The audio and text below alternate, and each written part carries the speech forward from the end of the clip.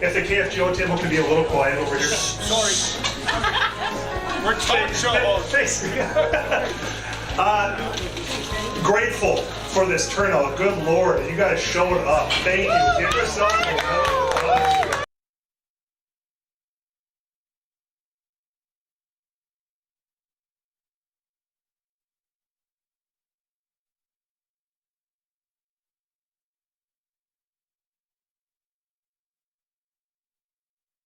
We're talk show.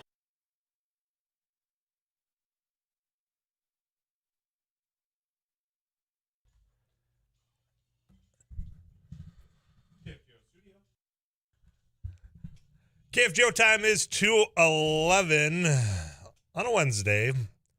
Thanks for keeping it locked in to 790 AM or 104.7 FM. Perhaps you're watching worldwide, KFGO.com. You can go to YouTube and click that subscribe button and watch us do radio every day of the week here.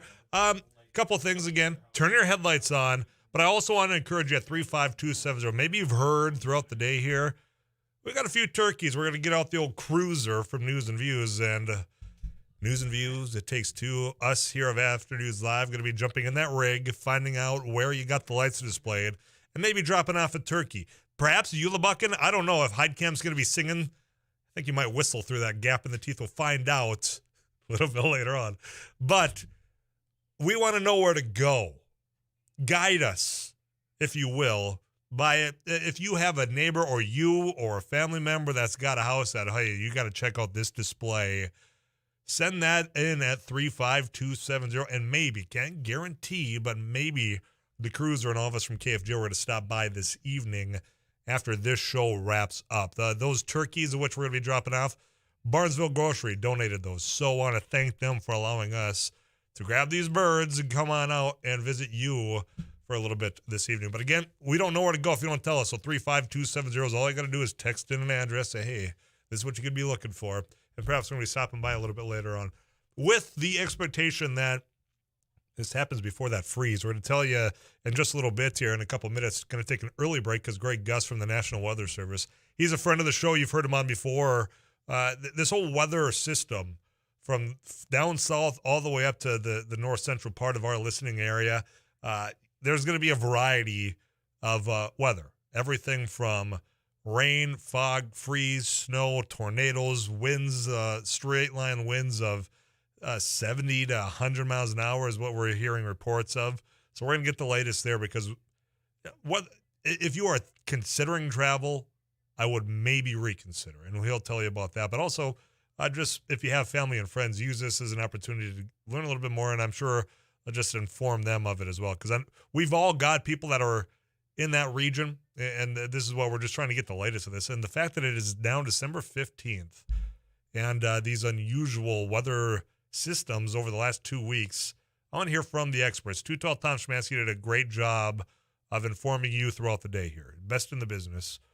When he puts out his weather report saying this is one you have to watch, knowing that is so uncharacteristic of 212, it got my attention. I hope it got your attention. And you know what? The guy needs a break. He's been working all day, so we're going to visit with Greg Gus in just a moment here. I'm Tyler Axis. This is After He's Up. We're just getting started on a Wednesday afternoon. This is KFGO Fargo.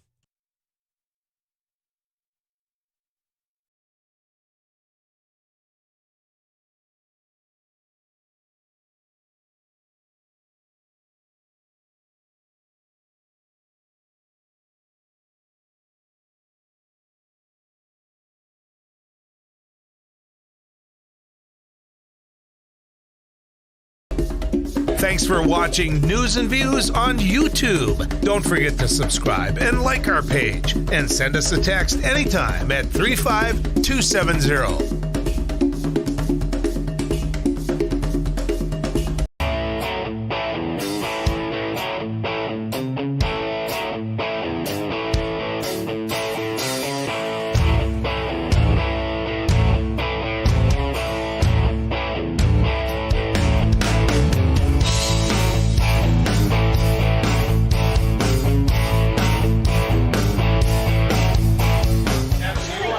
Thank you. If the KFGO table could be a little quiet over here. Sorry. We're talk show. Grateful for this turnout. Good Lord, you guys showed up. Thank you. Give yourself a round of applause. Thursday night at Bar 9, and I want to thank Bar 9 for allowing us to come here, give a trigger away. Tip your waiters and waitresses, please. They are busting tail here. Standing room only, so thank you, thank you, thank you. So what's about to happen right now, you've all come and registered. Eric Johnson is diligently spinning this golden drum. And I do mean very diligently. And in a moment, I'm going to read a name, and that name needs to be present to win. And if your name's called, I want you to yell very loudly and then come get your tray. All right, you ready? Do it. For those of you that can't see, well, my hand is now going into the golden drum. I have pulled one name.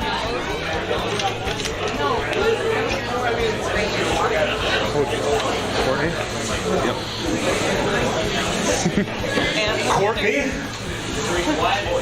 Yeah, you can hear a pin drop. That's great. Courtney Lavonda? Courtney, get on up here.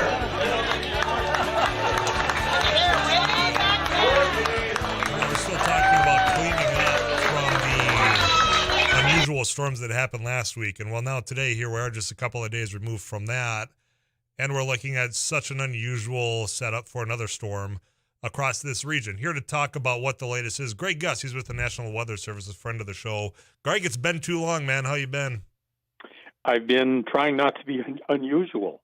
Well, I'm glad you're probably doing better than the weather then, is what the case is. Well, there you go. Trying to keep my head when all about are losing theirs. Well, you know, middle of December here, and we're talking about tornado warnings right now, and a much further spot to the country than what I can remember. You've been doing this for so long. You know, our meteorologist here, chief meteorologist, Too Tall Tom Schmansky, isn't one to, you know, hyperventilate or get people a panic, but when he's saying, hey, this is one that I've never seen anything like this, it really got my attention, Greg. Same thing goes for you? Well, so this is getting my attention, but I had to dig back because there was a scenario, and I found the date. It was January 7th of 2008. And that's when we had a similar type of surge coming up through, in that case, moving up through Iowa. And there was actually a tornado that formed in northeastern Iowa and just missed the southeast corner of Minnesota and tracked into Wisconsin. And it was going from basically, well, open country, not snow cover in Iowa, in and across snow cover into Wisconsin.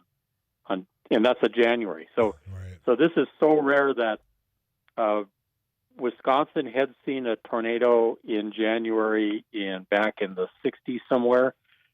Minnesota has never seen a tornado in December, January, February. And, of course, North Dakota has not either. So there you go. That's the rarity of this type of thing. Well, and what I'm hearing, what I found so unique about this, and I'm not a meteorologist, I just listen to the experts like yourself and Too Tall about, we're talking straight line winds, we're talking tornadoes, rain, snow, ice, everything you can imagine in a forecast seems to either be in an advisory or a warning at this point. It just it seems like everything thrown into just this large system that's moving quite rapidly, the way I understand, across the Midwest.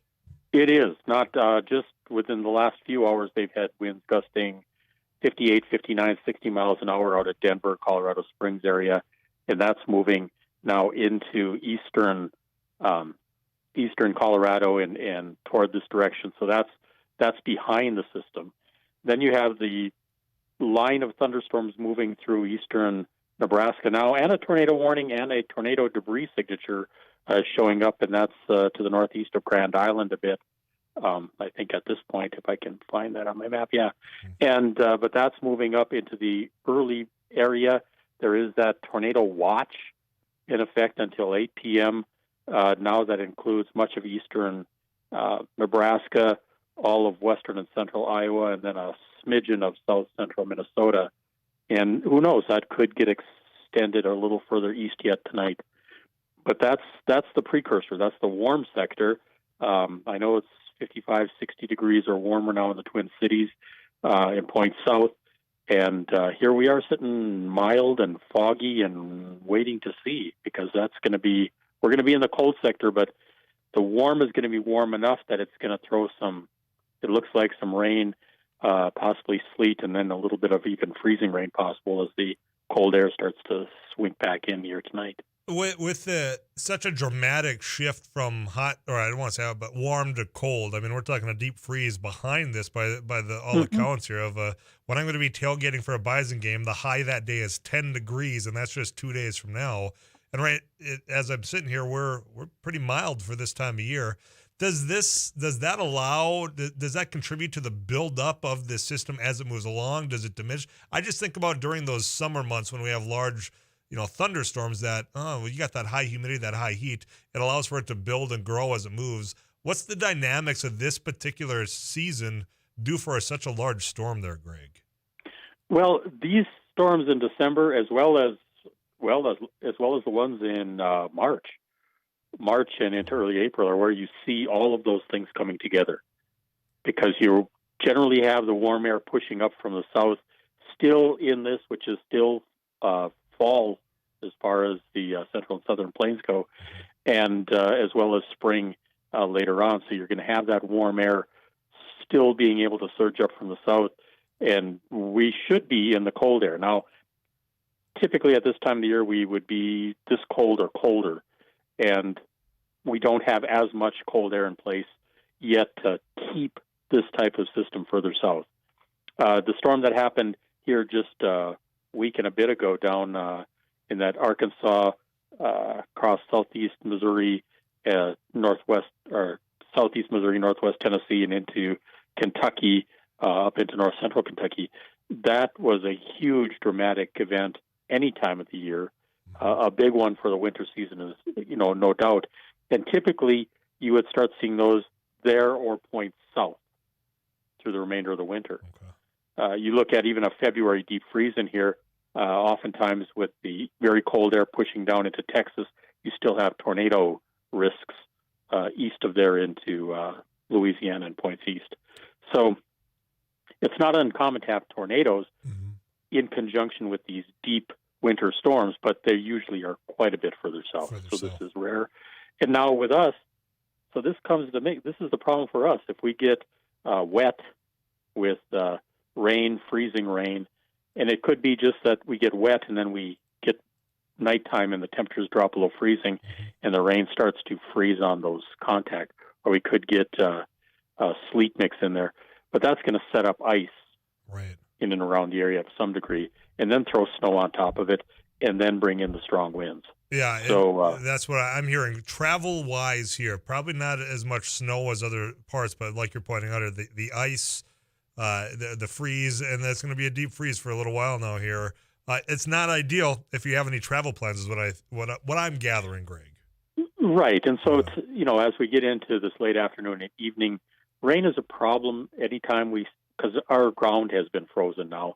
So even though the surface of the roadways and this may be able to handle traffic and all this without a problem, once we get nightfall, we're going to get ice setting up on the sidewalks and on a lot of the streets and roads around the countryside will start to set up.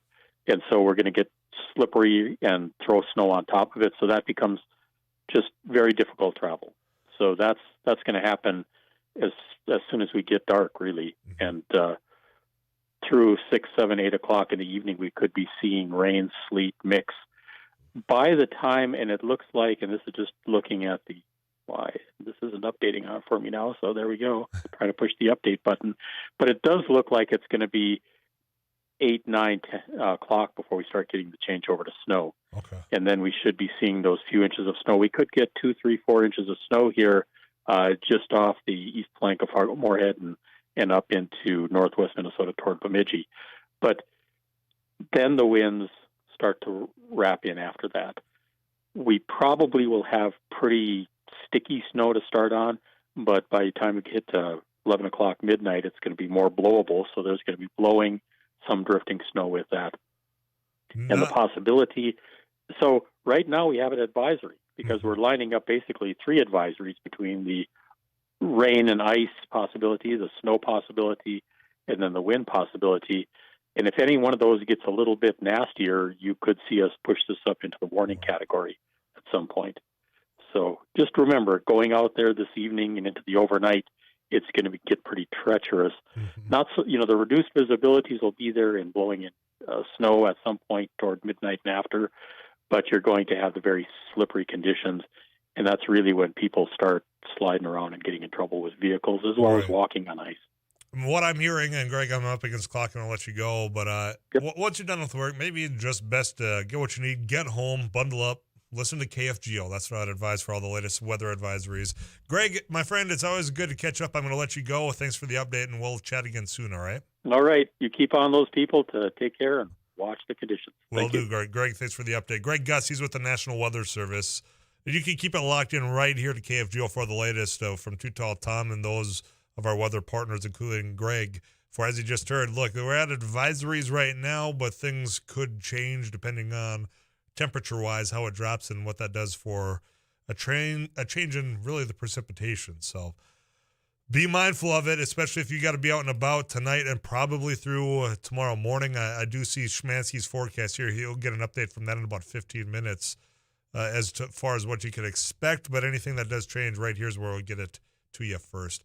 Here's what's coming up. We got KFGO News. We'll check in with Rusty Halverson. Yesterday, we just briefly skimmed the surface from this candle-making factory down in Kentucky. You had 15 employees saying, look, after this first tornado siren went off, we wanted to go home. Manager said, if you do, you're going to get fired. There's reports and there's text messages to back up that the same thing happened in an Amazon factory in Illinois. When it comes to that situation, natural disasters, do workers have any rights? What about families if, in fact, one of those dies? We'll visit with Ross Nilsson next.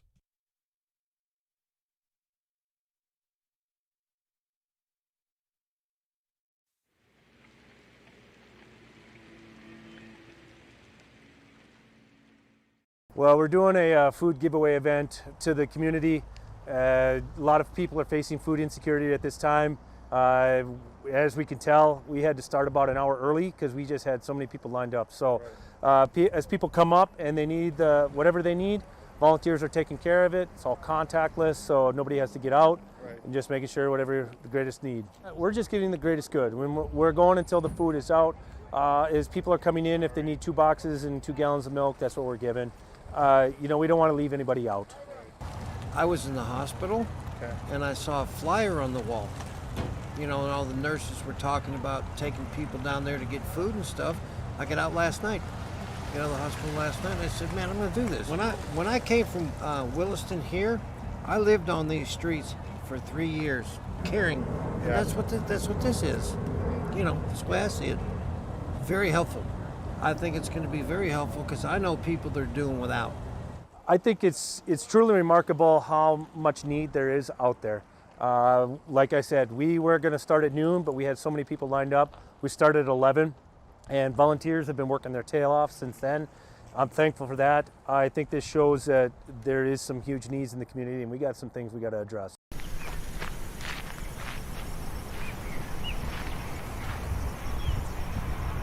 Halverson here with another News Radio. Hey, this is Abby Miller with the Derek Hansen, Couch Potato Radio. Did you see that from It Takes Two? Doug Miller with the morning crew this morning. Paul Jerkins News Radio. Eiler with It Takes Two. This is Jack Michaels, Voices Force. Too Tall Tom. Joel Heitkamp here on the Mighty Sarah Heinrich. Tyler Axis, your host. The Mighty 790 and 104.7 FM KFGO. The names you know, the voices you trust.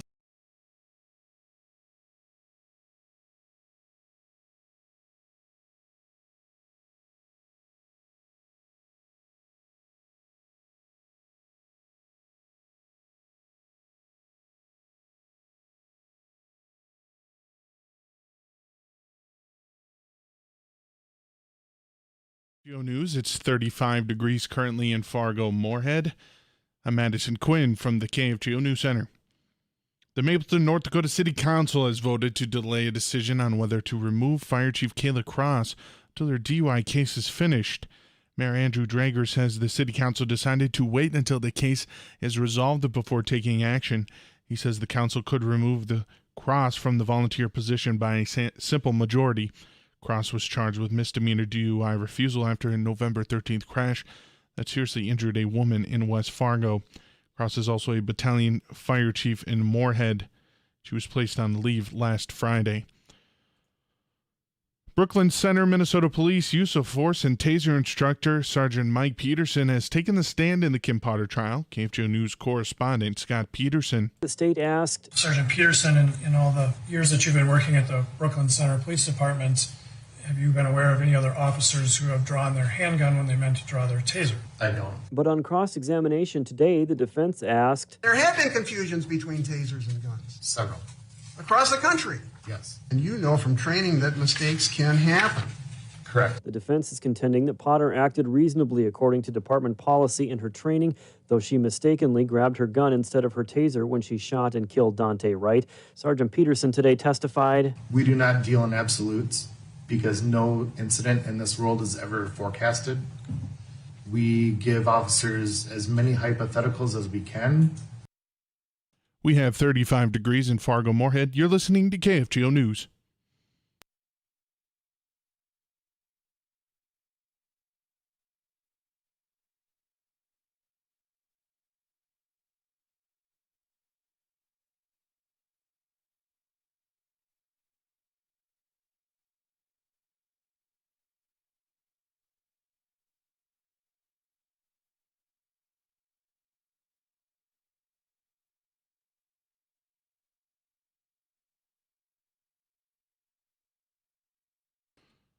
KFGO News time. It's 2:32. It's currently 35 degrees.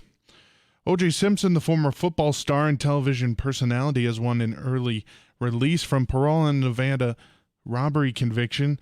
Not long before his trial, Simpson created buzz nationwide while he was vacationing in the Fargo area in 2008.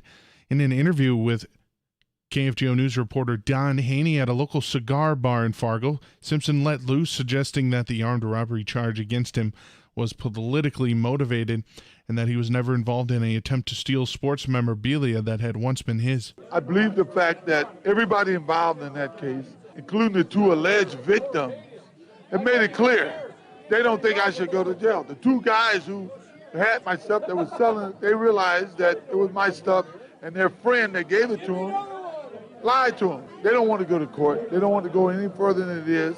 But unfortunately for me, I got like a bullseye on my front. Simpson, who was tried and acquitted in the 1994 murder of his wife and her friend, was in Fargo with his girlfriend at the time who had relatives here. Sioux Falls will use fireworks and sound cannons to scare Canada geese that are migrating into the city as temperatures drop and ponds freeze in the rural areas. City officials say the geese are creating a safety hazard in airplanes near Sioux Falls Regional Airport.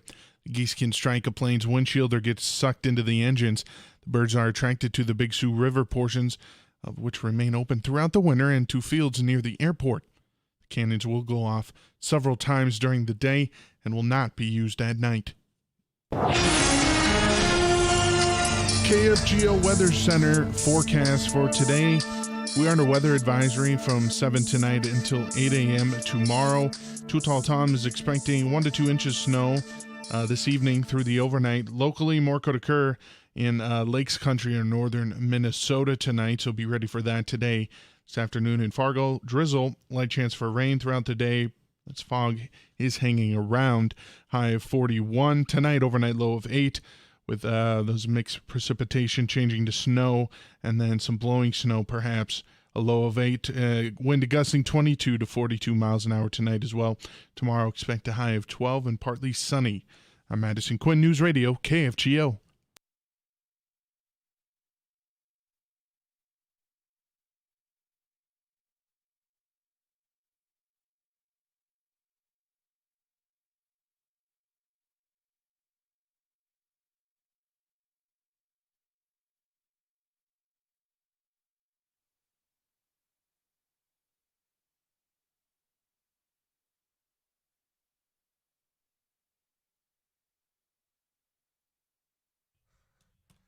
Rusty Halverson joins us in the KFGO studio. Hello. Should have asked you this before I turned this microphone on. Yeah. We're handing out some turkeys tonight. I got another Moorhead address that just came in. Okay.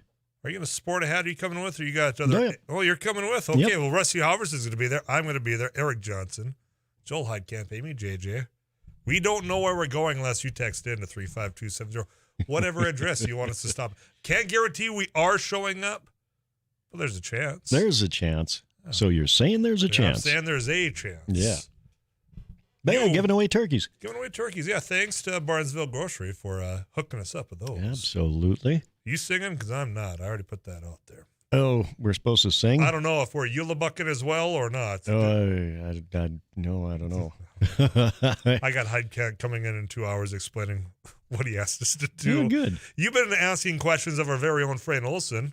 Yeah. About a variety of things. And one of the questions a lot of people out there are asking, input cost, fertilizer in particular. Yep. And top of mind, I'm curious what he had to say on that. Yeah, the Northern Crops Institute just today, Tyler hosting another market update with Dr. Olson of NDSCU, and looking ahead to spring planting in the U.S., fertilizer costs will play a role in acreage decisions. In most cases, the cost of fertilizer, the cost per acre, the cost of production for a farmer for fertilizer will at least double from last year to this year.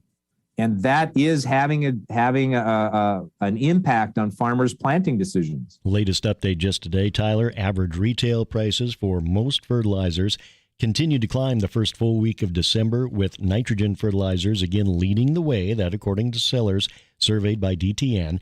Anhydrous, 18% more expensive compared to a month ago. The average price, $1,372 a ton, an all-time high. Urea, 7% more expensive compared to last month.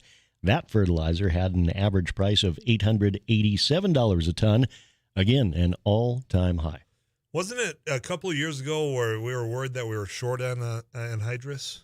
Or am I mixing up what fertilizer? I thought it was maybe 3-4 years ago in which people were buy now because we're worried that we weren't going to have enough product. Yep. Am I misremembering? Well, we've had some supply scares over the years and whatnot.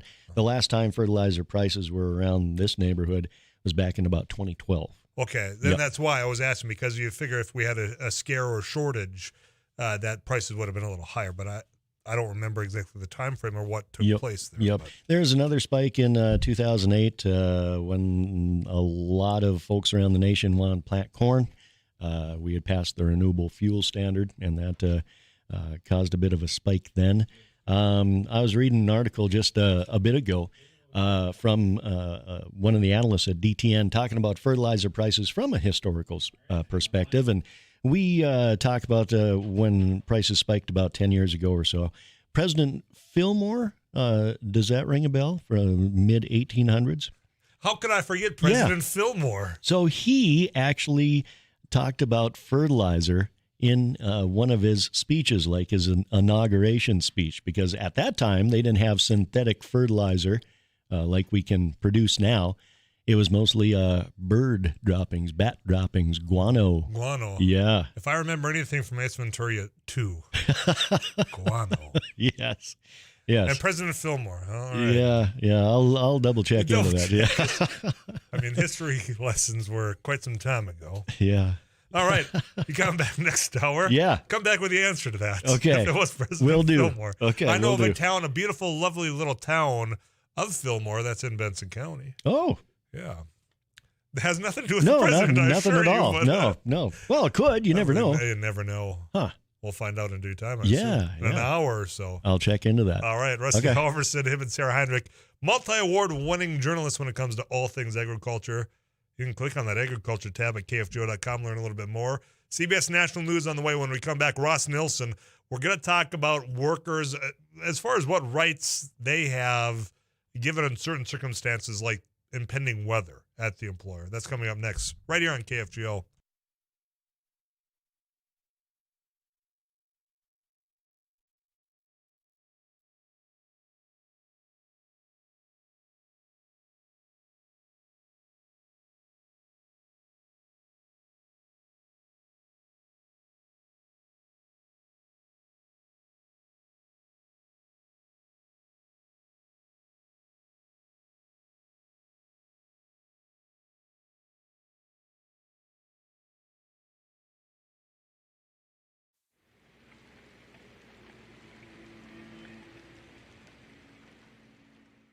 Well, we're doing a food giveaway event to the community. A lot of people are facing food insecurity at this time. As we can tell, we had to start about an hour early because we just had so many people lined up. So as people come up and they need whatever they need, volunteers are taking care of it. It's all contactless, so nobody has to get out. And just making sure whatever the greatest need. We're just getting the greatest good. When we're going until the food is out. As people are coming in, if they need 2 boxes and 2 gallons of milk, that's what we're giving. We don't want to leave anybody out. I was in the hospital, and I saw a flyer on the wall. And all the nurses were talking about taking people down there to get food and stuff. I got out last night. Got out of the hospital last night, and I said, man, I'm going to do this. When I came from Williston here, I lived on these streets for 3 years, caring. And that's what this is. That's the way I see it. Very helpful. I think it's going to be very helpful because I know people that are doing without. I think it's truly remarkable how much need there is out there. Like I said, we were going to start at noon, but we had so many people lined up. We started at 11, and volunteers have been working their tail off since then. I'm thankful for that. I think this shows that there is some huge needs in the community, and we got some things we got to address.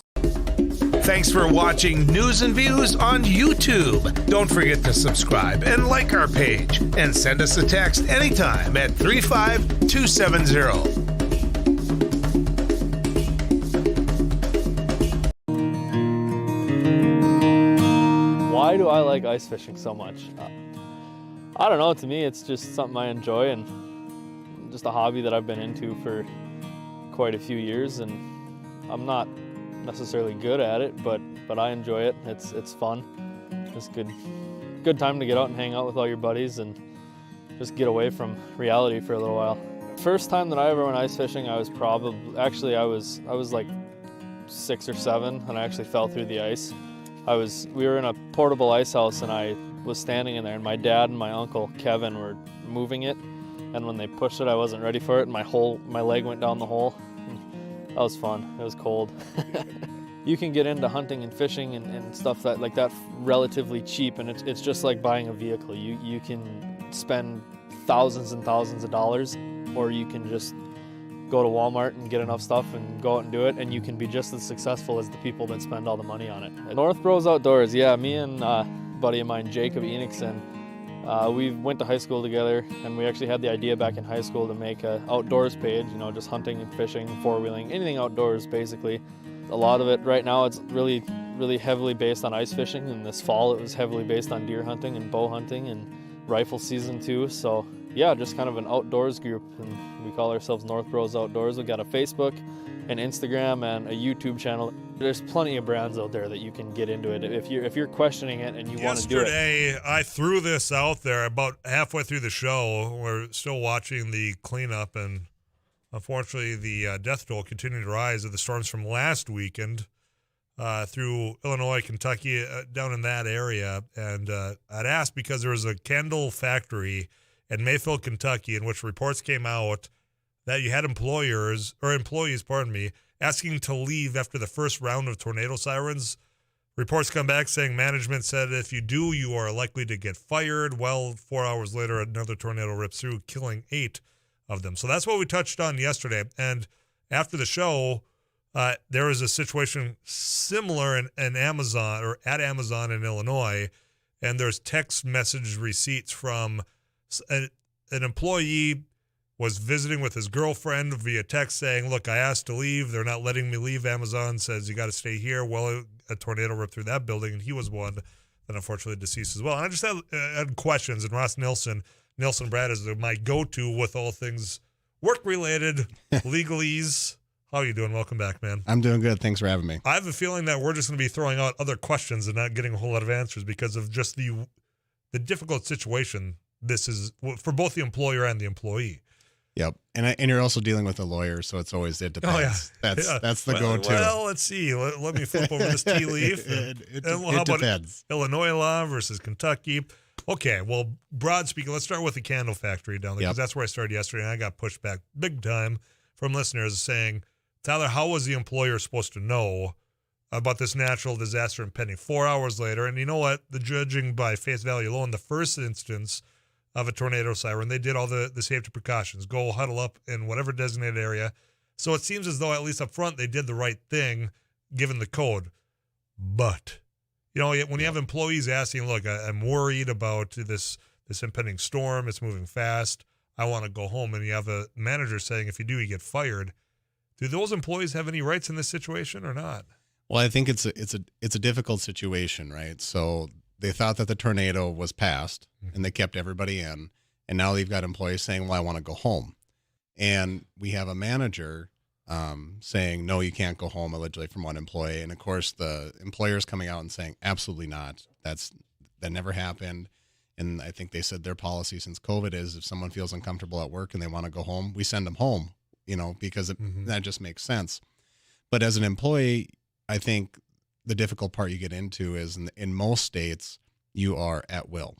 Right. And a lot of people, I've had people call me before and go, well, at will, that's not really fair for the employee. And I say, well, it works both ways. Because as an employer, yeah, they can terminate you as long as you're not doing it for illegal reasons, like discriminatory reasons. And as an employee, that enables you to say, 2 weeks, bye. So it goes both ways. And I think the situation that an employee runs into with something like that is, well, do I want to keep my job or not? Mm-hmm. And there wasn't a definite, you're going to be fired, but it's in all likelihood you can be fired. And for an employer, especially a large factory like that, you have managers, which hopefully you've trained. And as an employer, you get stuck because those people are technically your agents. And so if they're going around saying, no, you need to stay here or you're going to get fired, the employer's on the hook for that. Now, what rights do an employee have? Mm-hmm. I haven't looked at Kentucky law, but my guess would be is that if you leave and you do get fired, you get fired. No, you don't get anything. There's no severance. It's just, look, you are done. You are done. You might get, like in North Dakota, you could get paid out your PTO potentially. Now, if you go and then make a claim with unemployment, the employer might fight back and say they left the job. Mm. There's not a good faith reason, and then you fight about that in the unemployment. Whether that's where they call you. Yeah, well, no, hopefully not for unemployment claims because usually if you're looking for unemployment, it's attorneys are expensive. But I think it's a sticky situation both ways. Obviously, for the employee, you worry about your financial needs and things like that, and you're also worried about what your safety is. Mm-hmm. But for the employer, they're looking at it, especially the Kentucky one. They did everything right in the first instance. The key would be is if someone sues them now, yeah, what did they know after the first instance, right? So did they know that another tornado was on the way, and what should they have done? And I always think back if you're on the other side of it, and the employer said, "Yeah, you can go home, bye." And then the employee is driving home and gets brought up in that tornado and gets killed. Are they liable then? Are they potentially liable then? And so, because I always tell you, anybody can sue anybody. People say, well, they shouldn't be able to do that, but it's just the reality it is. And they could try to link it back to the employer and said, well, they would have been safer at the factory because you would have had all these safety precautions in place. So it's a difficult situation. Mm-hmm. And I think the other fact, if you flip it on the other side, is we're in Christmas time. Factories are operating at above 100%, and they are trying to get stuff out as quickly as possible. Right. So if you're going to then sue this employer, this candle factory, for what happened, you're going to have to go into what we call discovery and find out what they knew, what the managers were being told. Are there emails? Are there phone calls? Are there text messages? All this stuff that is going to just affect what the likelihood is. And that's probably never going to happen because what's going to happen is that lawsuit's going to get filed. Mm-hmm. And there's going to be some kind of settlement. And potentially nowadays there's lots of these binding arbitration clauses, which would potentially keep it out of court, where you'd go into arbitration, which probably isn't set up to the employee's benefit. So I think there's a lot of, it depends. It depends. What are we going to find out? And the employers coming out saying absolutely not, they could have gone home, but then we have other evidence that maybe that wasn't the case. Well, and that's where the evidence, this one to me provides more evidence on the flip side. This is the Illinois one. So forget the candle factory. We're talking about the Amazon facility in Illinois where there was a text message sent from at least one of these employees to his girlfriend and gave the details of, look, I'm 20 minutes of a drive from here. I can get home before this storm hits. He texts saying Amazon won't let me leave. Well, unfortunately, the tragedy is, again, natural disaster. That tornado comes, hits that facility, he dies. That text message laying it out on the recipient provides a less more evidence. But again, when it's a natural disaster, I guess my next question would be, because of the nature of the disaster being natural versus something that happened with inside whatever facility, the candle factory, Amazon, pick anything. Do those carry different weights when it comes to any pending litigation? Saying, one's a natural disaster. We couldn't know. Meanwhile, the other one could be negligence because of something wasn't taken care of. Yep. And I don't know what Kentucky and Illinois law is, but in North Dakota, we typically have, for like a negligence claim, you have something called comparative fault. And so you look at everybody's fault that the jury would at the end of the day. So the easiest way to think of it is, let's say the jury says, I want to give someone $100,000. And then they say, okay, who's more at fault? And so let's say they say the employer's at 60% fault and the employee's 40% at fault. The employee would end up with $60,000, not $100,000, because of the weight of their fault. Mm-hmm. And so what would factor in here is if I was defending the Amazon facility, I would say it's unpredictable where these tornadoes are going to go. Right. We don't know if it was going to go north, south, what was going to happen. And it just so happened to run through here. It wasn't reasonable for us to know that this was going to happen. We couldn't foresee it. Now, flip side, the plaintiff employee is going to say, they can basically predict now down to about 99% where these tornadoes or the possibility are going to be. It is reasonably foreseeable that this was going to happen, and you should have let them go. There was no reason to keep them there. And so that's where it gets into. And then the defense is going to say they had a choice. They chose to stay. And so that all that stuff will get weighed out by a jury to figure out who's more at fault. And so that's the difficulties with juries. Whenever you hear lawyers say it's really unpredictable, because you're having 6, 9, or 12 non-law trained people coming in and not having no idea what's happening in this case and go, okay, you guys figure it out. And you have to listen to attorneys for a couple of days, go on and on. Yeah, but ponder this one for me type thing. Okay. Exactly. Well, I mean, I know it wouldn't be an easy answer, but I'm just there because both these instances, they're getting a bad rap online as far as, well, they should have just let him go. Yep. But it's not as easy, and that's what people are trying to point out to me yesterday. So I wanted to visit with an expert. Well, I wouldn't call me an expert. Well, but, I mean, you went to law school. So. The court of public opinion is very different than, a court of law. And so that's why if you're saying, well, what's going to happen with these situations, there's going to be settlements. Yeah. Okay. That's what's going to happen. Ross, I was appreciative, man. I'm going to let you go, all right? All right, thank you. Yes, Ross Nilsson, part of that Nilsson Brown Law. I'm going to get you that weather update from Too Tall Tom Schmansky. We'll wrap up the first hour next. Thanks for watching News and Views on YouTube. Don't forget to subscribe and like our page. And send us a text anytime at 35270.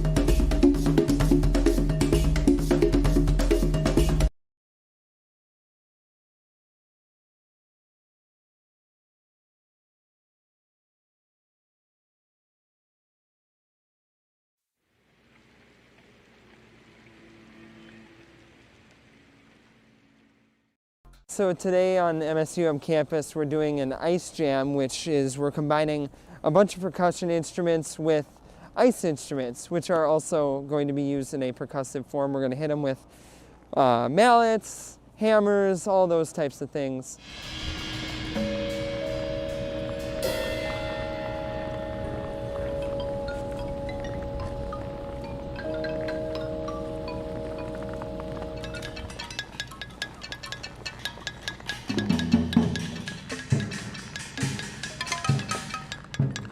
Today is all improv, so we're all just kind of working with ideas that we just kind of think of as we go, and we kind of play off each other, and it's fun to collaborate but also have a sense of independence. Well, we're doing a food giveaway event to the community.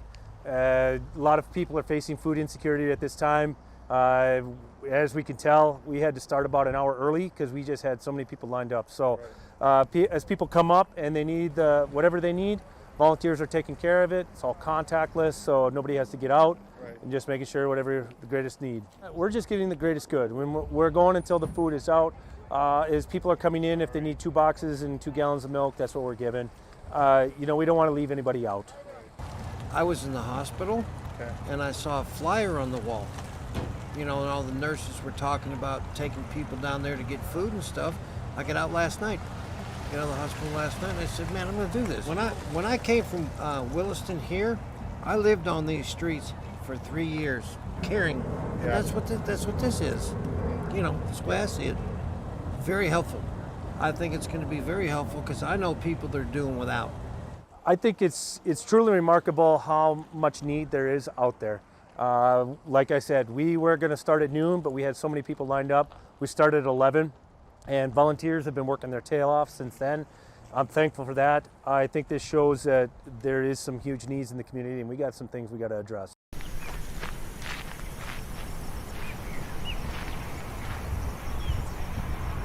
Robertson here with another News Radio. Hey, this is Abby Miller with the Derek Mighty Hansen, 790. Couch Potato Radio. Did you see that? It Takes Two. Doug Miller with the morning crew this morning. Jerkins News Radio. Katie Eiler with It Takes Two. This is Jack Michaels, Voices Forces. Joel Heitkamp here on the Mighty Sarah Heinrich. Tyler Axis, your host. The Mighty 790 and 104.7 FM KFGO. The names you know, the voices you trust.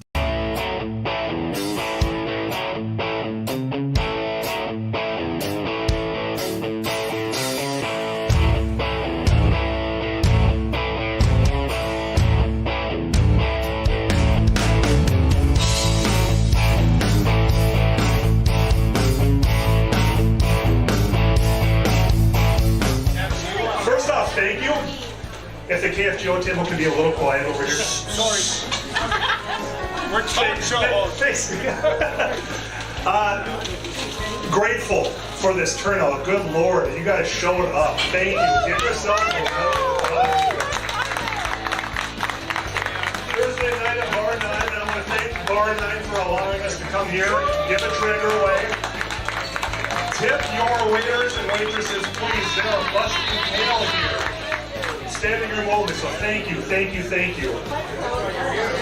So what's about to happen right now, you've all come and registered. Eric Johnson is diligently spinning this golden drum. And I do mean very diligently. And in a moment I'm going to read a name, and that name needs to be present to win. And if your name's called, I want you to yell very loudly and then come get your tray. All right, you ready? Let's do it. For those of you that can't see, well, my hand is now going into the golden drum. I have pulled one name.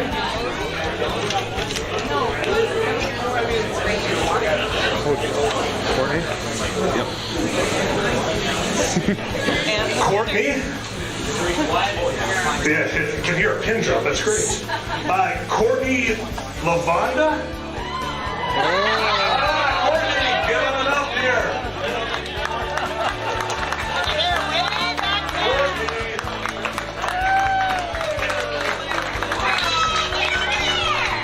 Courtney, there you are. Congratulations. I don't know if we're about ready. All right. Hey. Congratulations.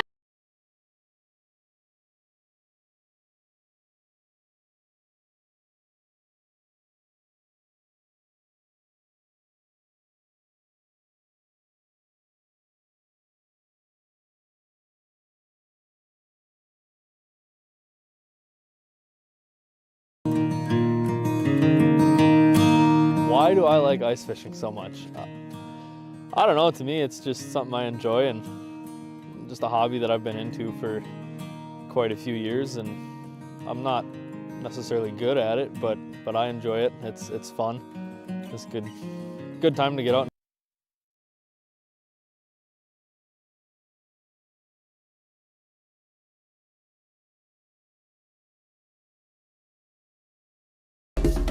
Thanks for watching News and Views on YouTube. Don't forget to subscribe and like our page, and send us a text anytime at 35270.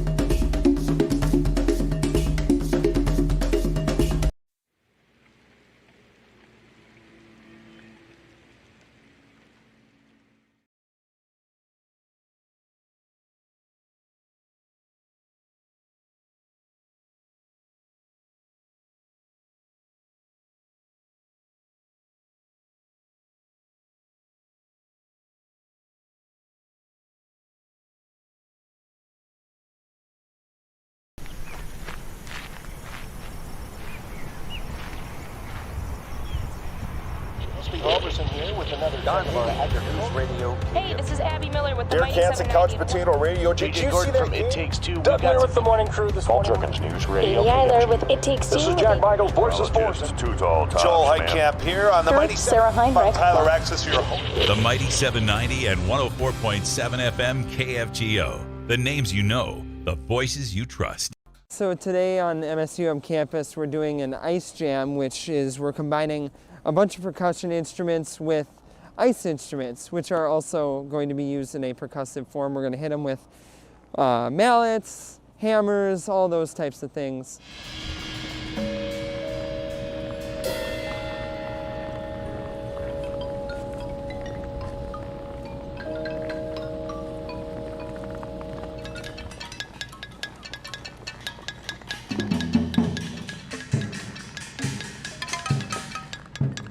Today is all improv, so we're all just kind of working with ideas that we just kind of think of as we go, and we kind of play off each other, and it's fun to collaborate but also have a sense of independence.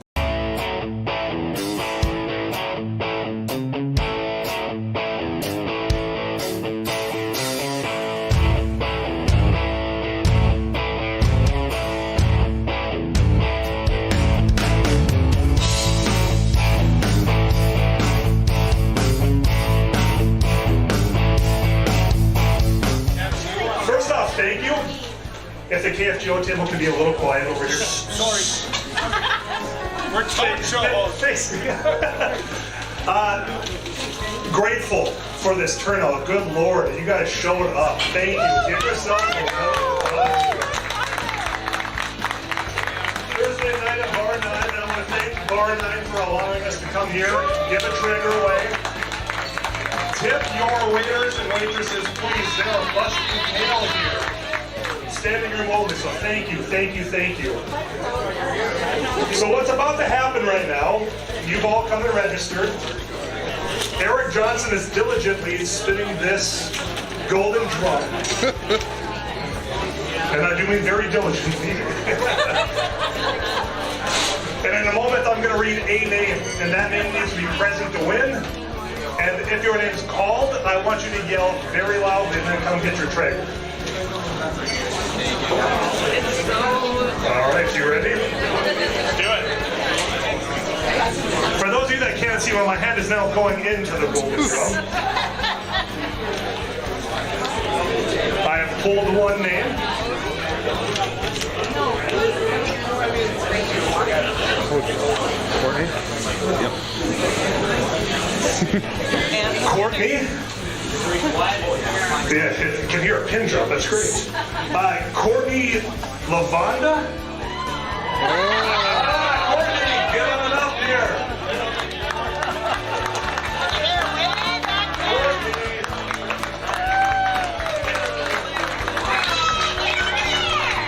Courtney, there you are. Congratulations. Hold up, we're not ready. All right. Hey. Congratulations.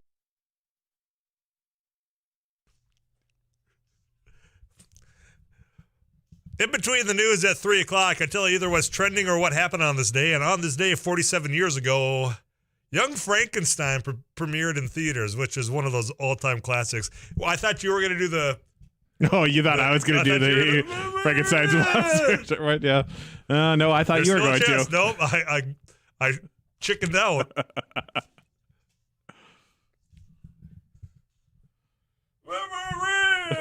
There you go. You got it. Yeah, I just had to pull that mic away because I don't want you to turn that down from 790M or 104.7 FM.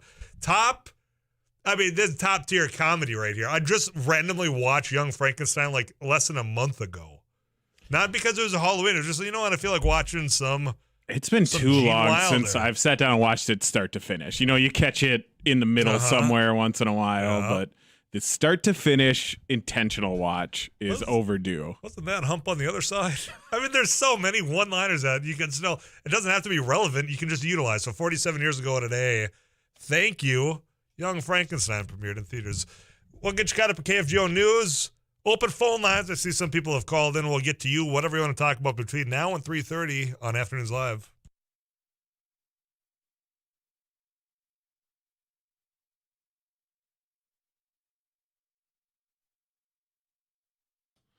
KFGO News, currently 34 degrees in Fargo-Moorhead.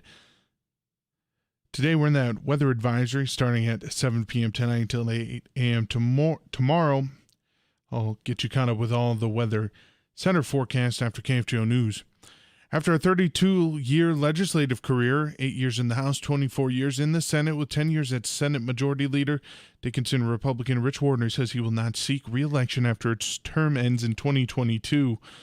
Wardner says 3 years ago he decided this would be his last term. He told reporters he has worked with other legislators on energy, education, behavioral health, and infrastructure spending.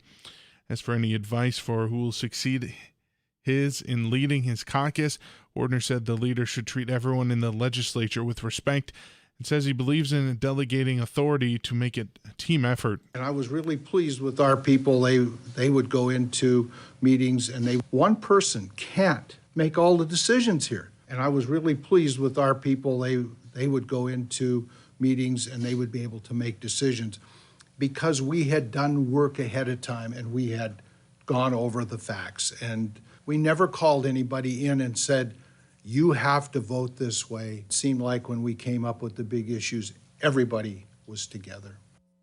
Warner says he plans to stay active in local Dickinson issues. Mapleton, North Dakota City Council has voted to put off a decision on whether to remove Fire Chief Kayla Cross until their DUI case is completed. Mayor Andrew Drager says the council decided to wait until the case is resolved before taking action. He says the council could remove Cross from the volunteer position by a simple majority. Cross was charged with misdemeanor DUI refusal after a November 13th crash that seriously injured a woman in West Fargo.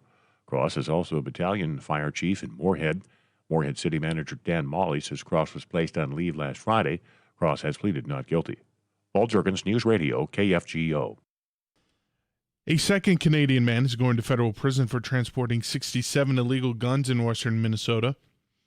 30-year-old Muzamil Aden Ado pleaded guilty to aiding and abetting unlawful possession of firearms and was sentenced Tuesday to more than 5.5 years. Ado and 29-year-old Dane Sitlandine were pulled over going nearly 100 miles an hour in January 994 near Fergus Falls. State troopers smelled marijuana and searched the truck. That led to 67 guns and 15 high-capacity magazines. He was also wanted for first-degree homicide in Ontario. Minnesota healthcare systems say surgery delays are growing as coronavirus patients crowd the hospitals. Hospitals have put off procedures to free up beds, leaving some patients in prolonged pain. Patient demand over the past month has been the highest in the 21 months of the pandemic. State leaders are hopeful that Minnesota's progress is providing booster vaccines will disrupt the latest COVID-19 wave and restore hospital schedules.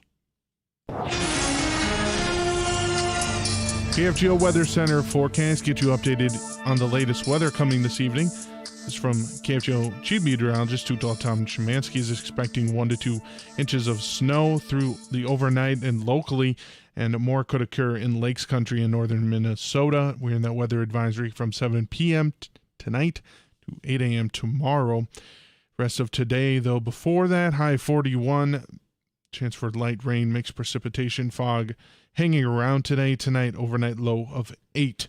Tomorrow we'll see partly sunny skies, high of 12. I'm Madison Quinn, News Radio, KFGO.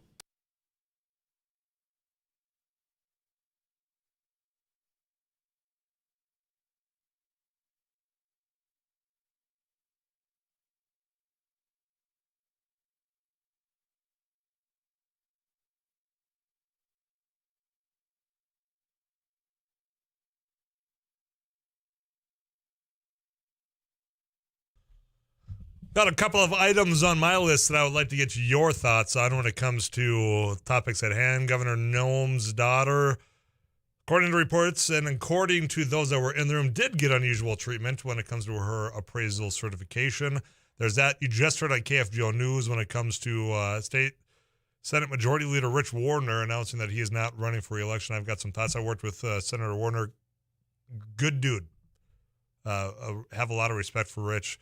We'll talk about that. But you know the rules. You call into the Laney studio line at 237-5948. We'll take those commentaries first, and that's where we connect with Dana. Dana, how are you doing today? Dana, do I have you? Pardon? There, I got you, Dana. You there?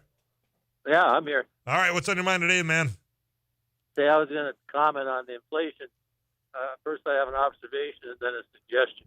Okay.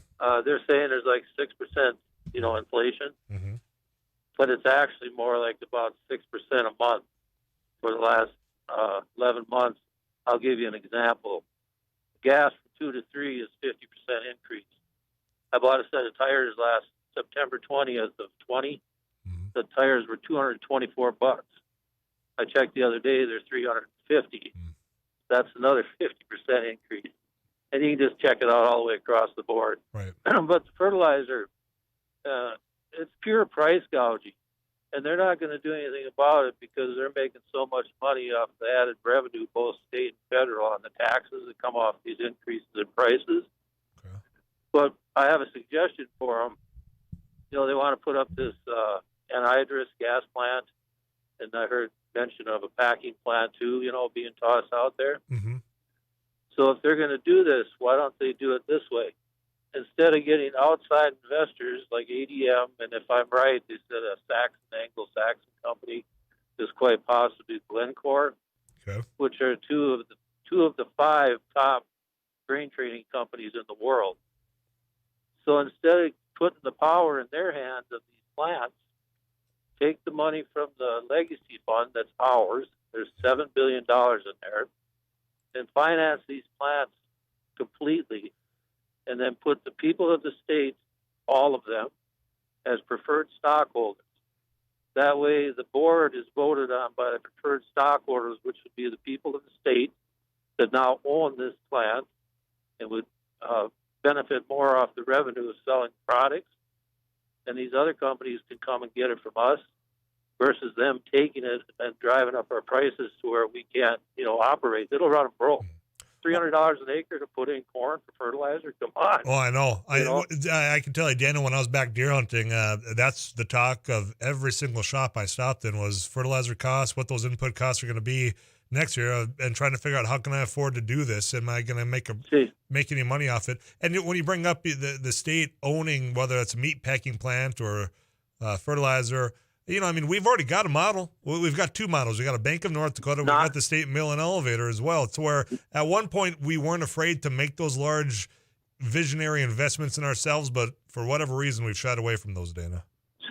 But not the state owning it, the people owning it, being the preferred stock, and then that eliminates your employment problems. Because now the people going to work there got skin in the game. Sure. They're going to take pride in what they're doing. They're going to do the best they can so their dividends go up. It works with it instead of against it. Dana, thanks for the phone call. Throw some interesting thoughts out there. When it comes to that meat packing plant, there's been chatter about that for quite a few years now. A couple years at least. I shouldn't say quite a few. At least 3 I'll throw out there. And I wish I had before me. Here it is. I could look at it. See, just give me a second here. This is live radio. You just bear with me there. There was a report, and this is from the White House, or at least the White House economics team, pointing out that meat packers, the profit margins jumped 300% during the pandemic. So you had the 4 of the biggest meat processing companies using their market power in a highly consolidated U.S. market to drive up meat prices and underpay farmers. Now, that's according to Reuters. That was reporting from some of the commentary of the White House economics team. So with that, you got to remind yourself that there was a Department of Justice, investigation going on, and that started underneath President Trump, if I recall, the time frame being that they were going to look into the whole meat packers and whether or not they're the monopolistic approach of which they're doing this, if they were price gouging, if everything they were doing was above board, because you've got farmers, those ranchers out there that they're not getting the increase of the profit while they're out there raising these cattle. It's going to these packers. I have no idea where that investigation rests right now. I know that a bipartisan coalition in Congress has asked this administration underneath President Biden, say, please continue on with this investigation into these meat packers. And if this is coming from the White House economics advisors, I sure as hell hope that means that they're communicating somehow with whether it's the Department of Justice or somebody saying, where are we at here in this investigation into these 4 big meat processing companies and whether or not they are, in fact, fibbing the numbers or, price gouging, whatever it is, because something stinks here. And a way to, I think, get in on that is if you had a little bit more competition. Now, granted, because of the way they've now coalesced the market around themselves, it's going to be difficult. Where if you had the weight of, say, North Dakota, and we had a meat packing plant in which we could pay our ranchers what they are owed and what they have earned and what they deserve for their beef, seems like a win-win. It's just whether or not you have the will to do that and have some vision as to what you can do to invest in ourselves. Now, I know Dana was mentioning that doesn't have to be a state thing, but a people thing. Well, you know what? The state is the people. I mean, the state government is, it's us. We elect people to go represent us, but that's where, if you look at the models that's already been out there, right here in North Dakota, which we are very unique, we're the only state in the entire country that's got a state-owned bank. And I know when things were hitting the fan not long ago, within the last 10 years, states across the country are looking at that model. I don't know if anybody actually moved upon it, but they certainly were curious as to how North Dakota has a state-owned bank and how that has helped out with some of the economic development. There's certainly strides that can be done more to help with, say, student loans. Made some strides, but there are means of which you can utilize of what we own as a state, as a people here, to help benefit and maybe offset some of this and help our own. 237-5948, that's the Laney studio line. You can text me at 35270. Let's talk about Rich Wardner calling it a career when it comes to representing his district out in Bismarck. And then also Governor Kristi Noem. The whole daughter, did she get special treatment? Did she not to get that appraisal when she was denied? Report saying yes, in fact, she did. We'll talk about that as well. Right around the corner here on Afternoons Live.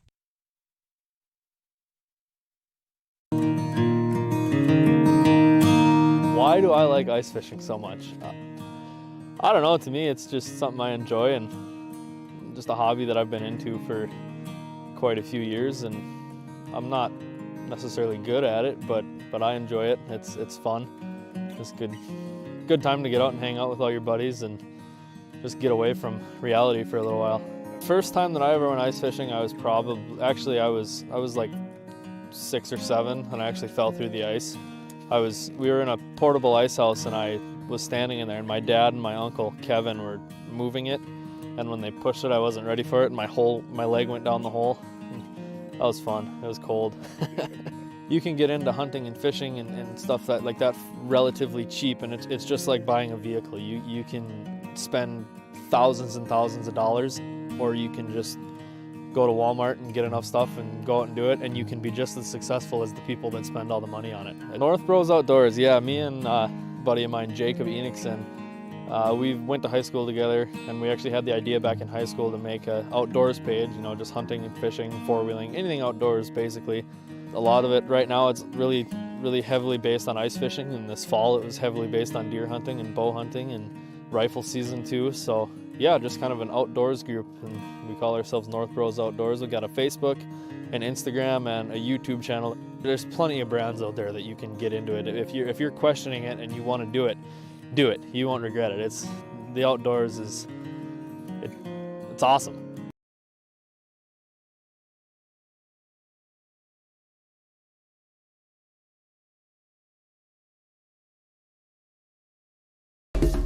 Thanks for watching News and Views on YouTube. Don't forget to subscribe and like our page, and send us a text anytime at 35270.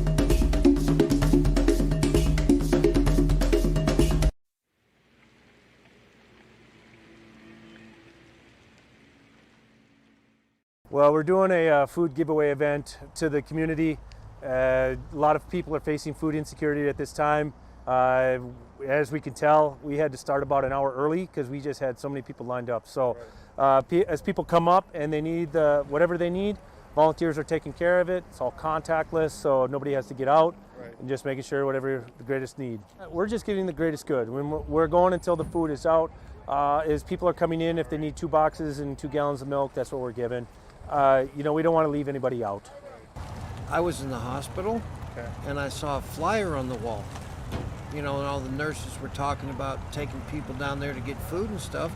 I got out last night. Got out of the hospital last night, and I said, man, I'm going to do this. When I came from Williston here, I lived on these streets for 3 years, caring. And that's what this is. That's the way I see it. Very helpful. I think it's going to be very helpful because I know people that are doing without. I think it's truly remarkable how much need there is out there. Like I said, we were going to start at noon, but we had so many people lined up. We started at 11, and volunteers have been working their tail off since then. I'm thankful for that. I think this shows that there is some huge needs in the community, and we got some things we got to address.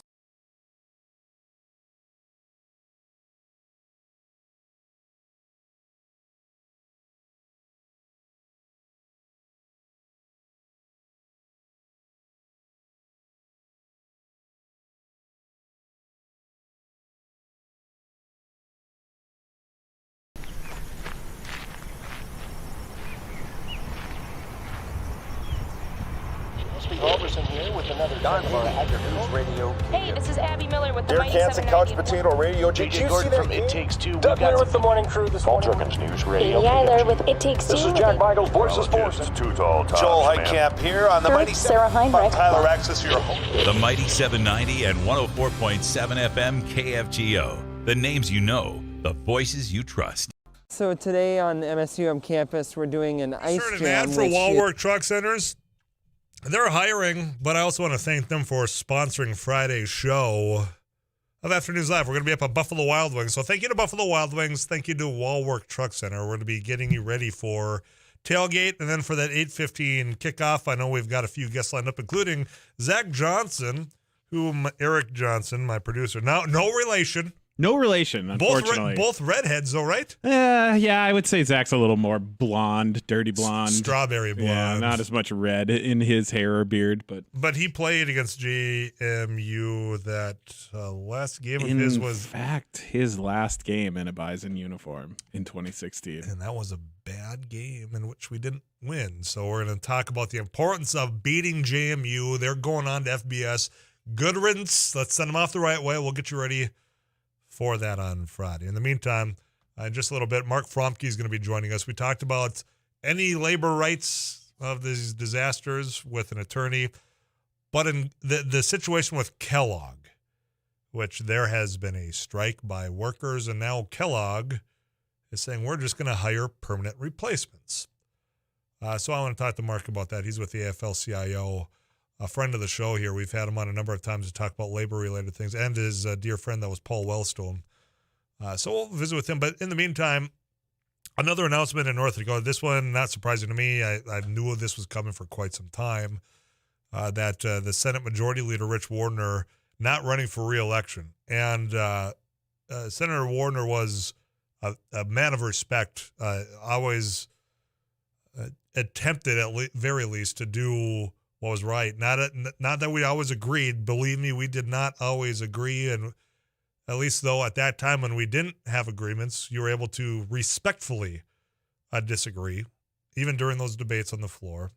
And he had a tall order, especially with a large majority on the Republican side that's grown even more large over the last few election cycles. And I think, although he didn't say it up front, that certainly plays a role in this decision.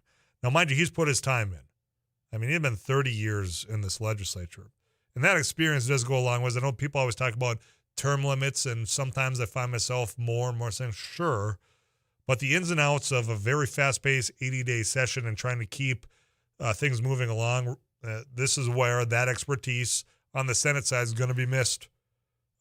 You are seeing now, this is the third announcement within about the last 2 weeks. So you've got two Republicans saying they're not running for re-election in the Senate. You got Aaron Oban, the Democrat, Nicole Pullman, now Rich Warner, saying, yeah, no thanks. And part of it, and you can read between the lines in Rich Warner's commentary that it has to do with this environment.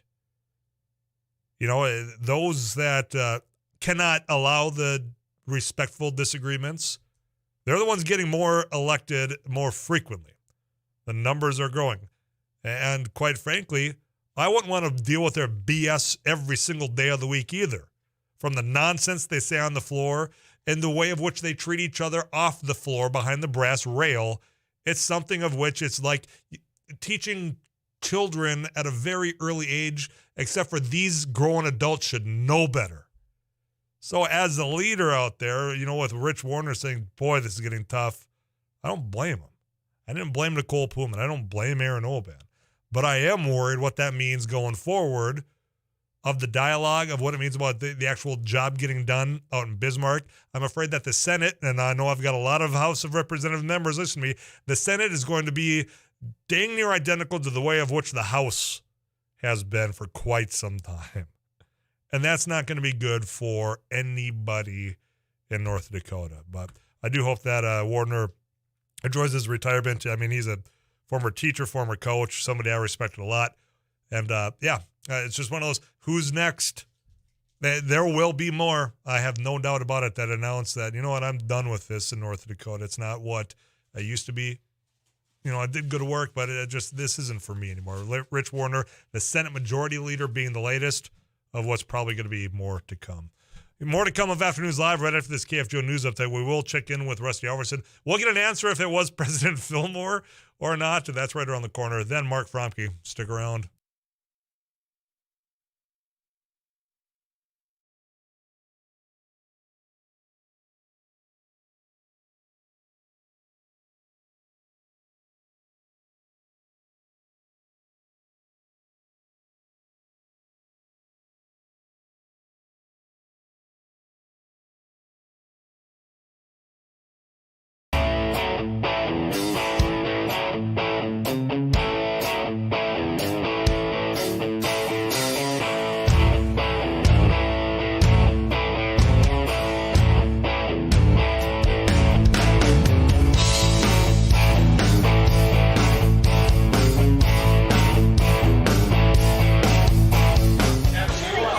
Thank you.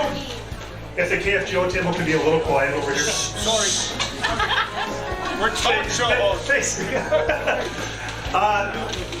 Grateful for this turnout. Good Lord, you guys showed up. Thank you. Give yourself a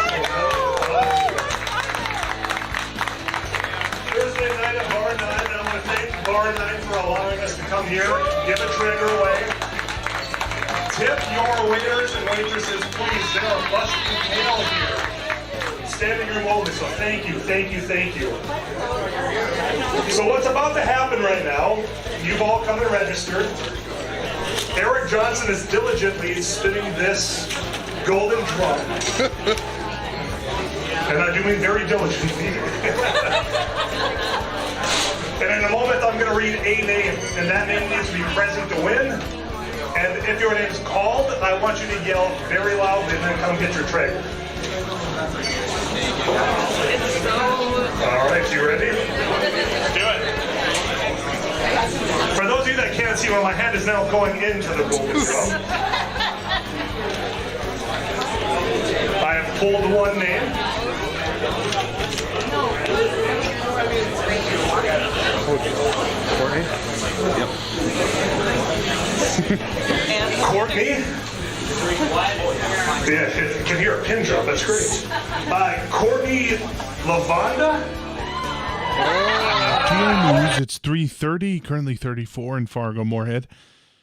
We're in a weather advisory. That starts at 7 p.m. tonight, goes until 8 a.m. We'll tell you what Tom Shermansky's forecast is for the storm rolling in after KFGO News. North Dakota Senate Majority Leader Rich Warner says he will not seek re-election in 2022.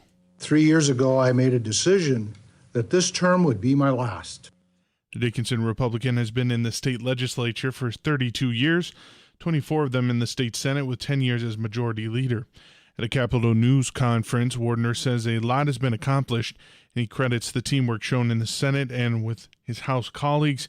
Warner says the Republican Party and the state needs to come together to focus on shared needs and common goals. The Mapleton and North Dakota City Council has voted to delay a decision on whether to remove Fire Chief Kayla Cross until her DUI case is finished. Mayor Andrew Drager says the City Council decided to wait until the case is resolved before taking action. He says the council could remove the Cross from a volunteer position by a simple majority. Cross was charged with misdemeanor DUI refusal after a November 13th crash that seriously injured a woman in West Fargo. KFGO News Time, 3:31. It's 34 degrees.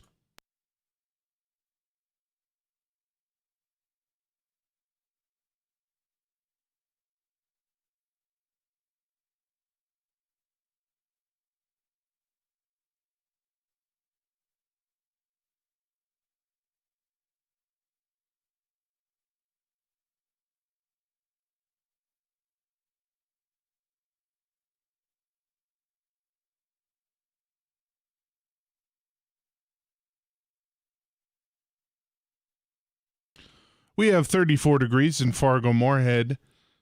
You're listening to KFGO News.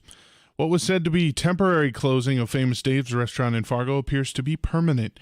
Commercial real estate listing says the building is for lease. Late last month, a sign was posted on the doors of the restaurant that said the owners decided to close. There was no reopen date. The restaurant on 45th Street south of I-94 had reduced its hours prior to closing. Property Resources Group of Fargo has the listing. Xcel Energy is preparing to respond to power outages caused by the potential severe weather that could cut across the southern half of Minnesota today.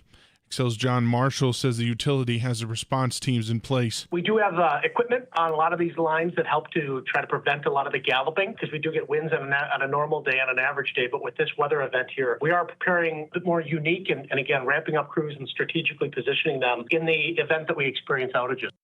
KFGO Chief Meteorologist Tom Szymanski says there's a good possibility of severe thunderstorm development in southern Minnesota later today into tonight. He says that it's highly unusual for this part of the country this time of year. Well,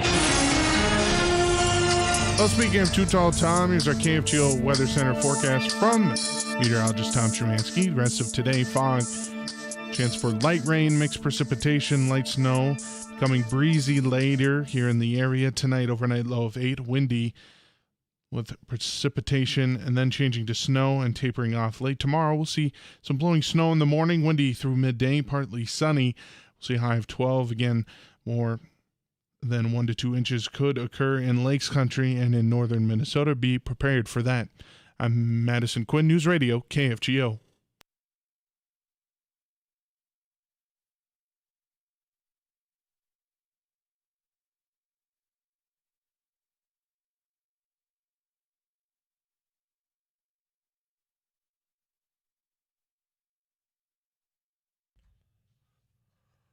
Welcome back to the studio, Rusty.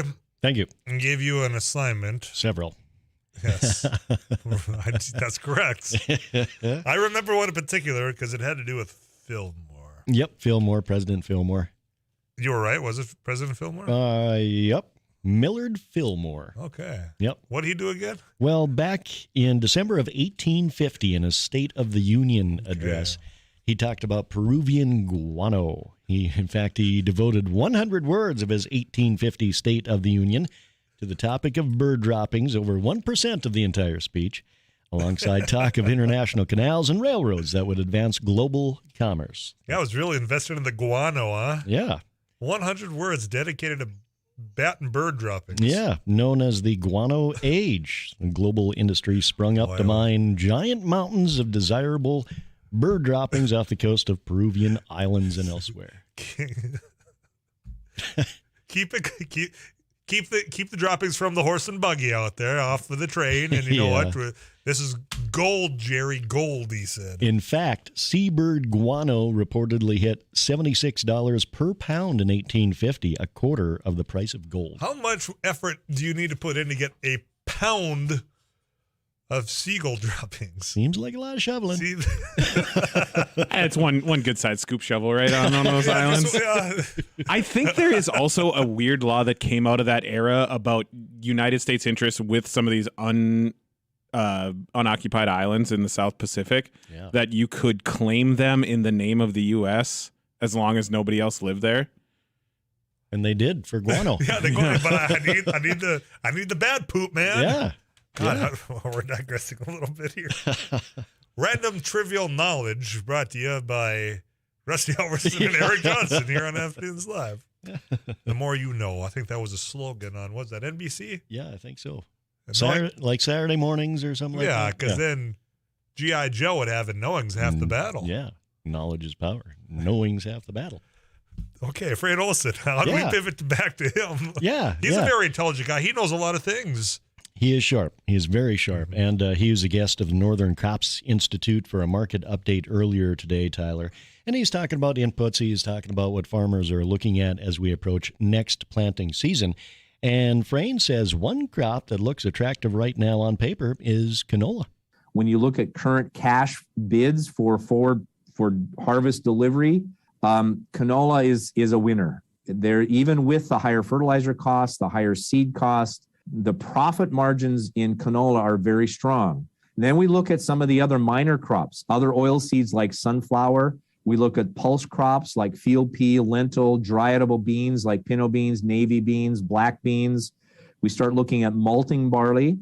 The malting industry is bidding pretty aggressively to try and hold and increase their acreage. Now, Olson says when you start looking at the profitability of those crops relative to spring wheat, for example, Frayne says spring wheat is not the leader right now. So looking at today's price relationships, he thinks we may be able to hold spring wheat acres at about the same level this coming season as we did this past year. But he says we could also see some slippage in spring wheat plantings unless there's a little more of a rally in spring wheat futures. Well, I know some canola farmers out there that are quite happy to hear some of that news from Frayne. Yeah. It's a very popular crop, especially in northern counties for the region. Northern counties, north central North Dakota. Yes, I've got a farmer in mind when I hear about canola. Now, Fillmore, North Dakota, in Benson County. In fact, in that area, Fillmore. I don't know if there is an actual full-time resident there, but I know there's structures. I know there's people that will spend time there. Yeah, it is from my very in-depth research that I did about an hour ago. Wikipedia? Well, that and Facebook.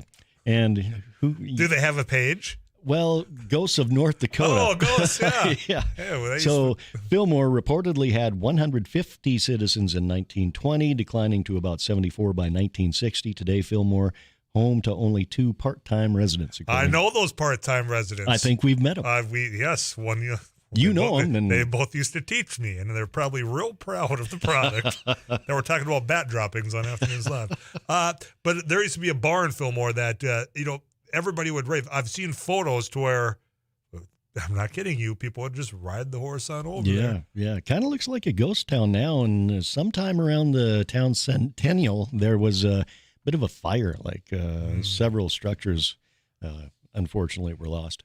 Well, I know there's some of those structures still around. Yeah. Not all of them were lost in that fire. Yep, I have never visited. I'll put it on the bucket list. Yeah, you get on some of the gravel roads, you grind some of that gravel when you're out, say, deer hunting, and it'll go right through Fillmore. Yep. Appreciate it, man. Yeah, you're welcome. We'll see you later on for the show, all right? Let's go slinging some turkeys. Turkeys, yes. Thanks to Barnesville Grocery. Barnesville Grocery. We're going to be handing out a dozen turkeys after the show. If you wanted some potentially stop by, text in. If you have a very well-lit display for Christmas, 35270. Rusty, Eric, myself, Joel, Abby, Amy, JJ, we're all going to be on the cruiser. What could go wrong? Nothing. Yeah, maybe then we'll show up outside your door. No necessity of eggnog. I know some people say, "Hey, we got eggnog for you." No.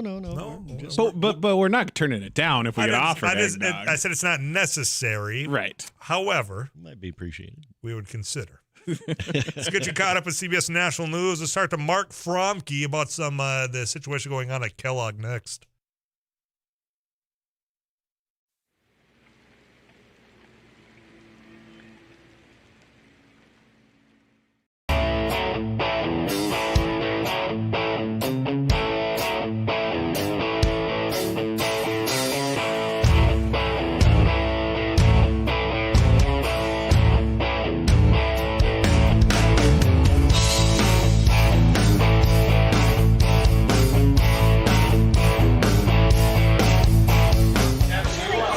Thank you. If the KFGO table could be a little quiet over here. Sorry. We're talk show. grateful for this turnout. Good Lord, you guys showed up. Thank you. Give yourself a round of applause. Thursday night at Bar 9, and I want to thank Bar 9 for allowing us to come here, give a trigger away. Tip your waiters and waitresses, please. They are busting tail here. Standing room only, so thank you, thank you, thank you. So what's about to happen right now, you've all come and registered. Eric Johnson is diligently spinning this golden drum. And I do mean very diligently. And in a moment, I'm going to read a name, and that name needs to be present to win. And if your name's called, I want you to yell very loudly and then come get your tray. All right, you ready? Do it. For those of you that can't see, my hand is now going into the golden drum. I have pulled one name.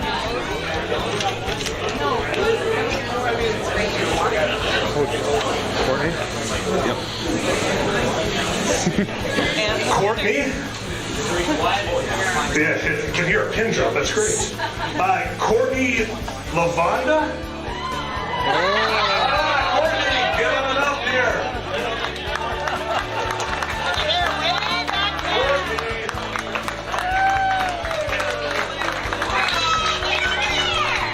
Courtney, there you are. Congratulations. Oh, no, we're not ready. All right. Hey,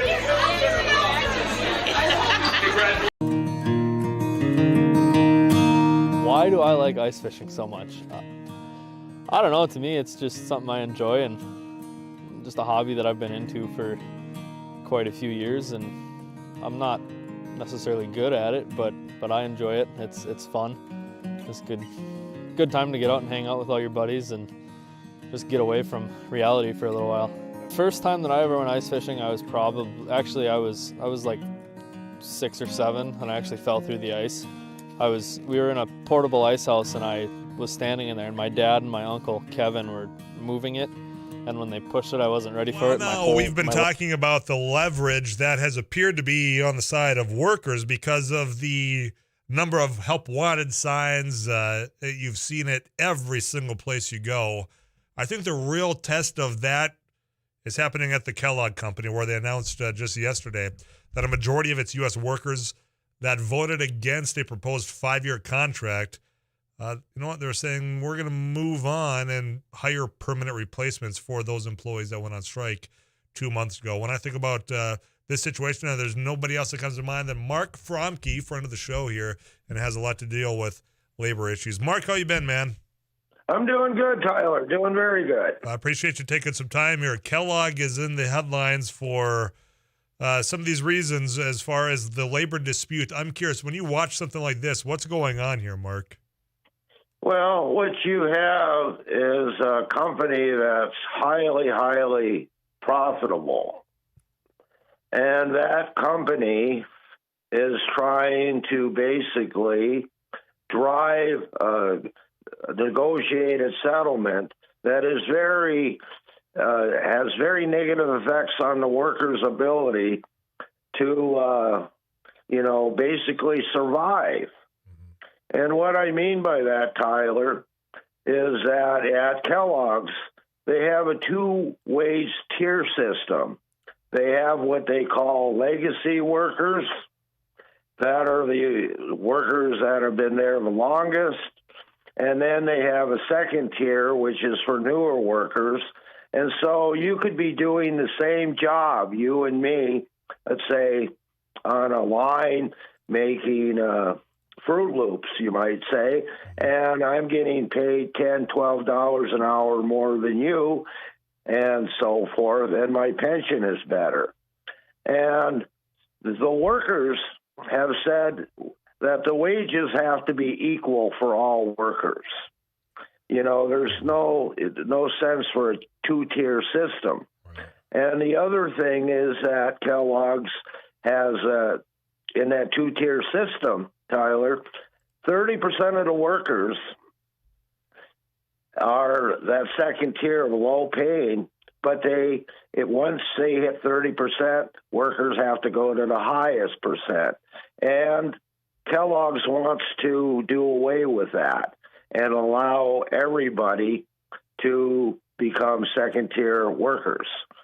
And the other issue that is very, very, very important to workers is that they have workers that have worked 2, 3, 4 months and not had one day off. Not one day off, because the company works them literally to death. And so the union is saying we have to stop this and get control of the work schedule, pay rates that actually make these jobs a decent job, a living job, and not grinding the workers, to death.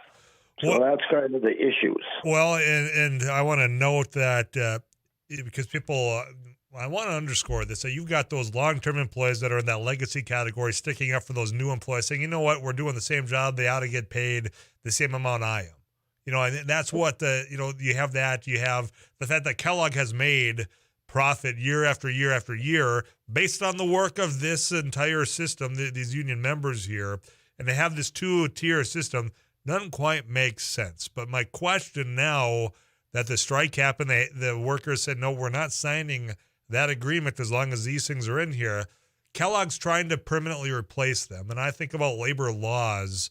How do we get to this point to where Kellogg's like, well, to heck with you, we'll just move on then? Is this something that, because I remember hearing about this PRO Act that Congress was debating. Did anything go forward with that? Is that something that would mitigate this? Explain more to me, Mark. Yeah, so, first off, Kellogg's, I have been to the Omaha plant, right? It's only a short drive, let's say, from Grand Forks to Omaha, right? About as long as we in rural America take to get a carton of milk and a loaf of bread, right?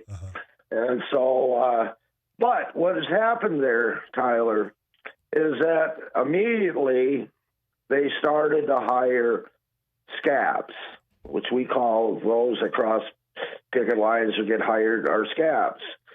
But when the union voted down the contract for the second time because it was so unreasonable, and we must remember that the workers voted it down overwhelmingly, Kellogg's went to their new approach.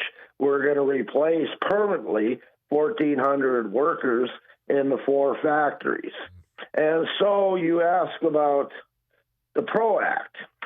The PRO Act would stop, companies from hiring permanent replacements because it would be against federal law. And President Biden has stated, and he did a release a few days ago, that he's always been opposed to companies having the right to permanently replace workers because it's the interference of the bargaining process. And if we pass the PRO Act, companies could not use this psychological wedge to try to destroy the workers in fighting for a fair and equitable contract. And so the PRO Act is extremely important. So, yeah, and I mean, for me right now, this just looks like they're trying to bust up the union saying, oh, okay, well, if you guys want to reject this, guess what? We'll hire somebody else. And those that, are relying on this job are now in that situation, even though they probably voted, as you pointed out, Mark, overwhelmingly to reject this contract. But now, and everything they're doing as far as Kellogg's company is legal as of now because that PRO Act was never put into law? That is correct. Okay. The PRO Act passed the United States House of Representatives, but it has not yet passed in the United States Senate. Okay. Well, I think you just gave us some homework to do, Mark, and as fact is just contacting those senators saying, get this done. This is ridiculous. I'm up against the weather update, Mark. I appreciate you joining me at such short notice. There's a lot to unpack there that you just educated me on, and we got our work to do, man. I'll let you go, all right? All right. Well, thank you, Tyler. Yep, you have a good one. Mark Fromke, front of the show here, and you know what, quite frankly, working hard to protect those other workers there. We'll talk about this. There's been calls for boycotts of Kellogg's products, of which there are a lot. But I got to get this weather update from Too Tall Tom Szymanski. We'll wrap up hour number 2 of Afternoons Live next.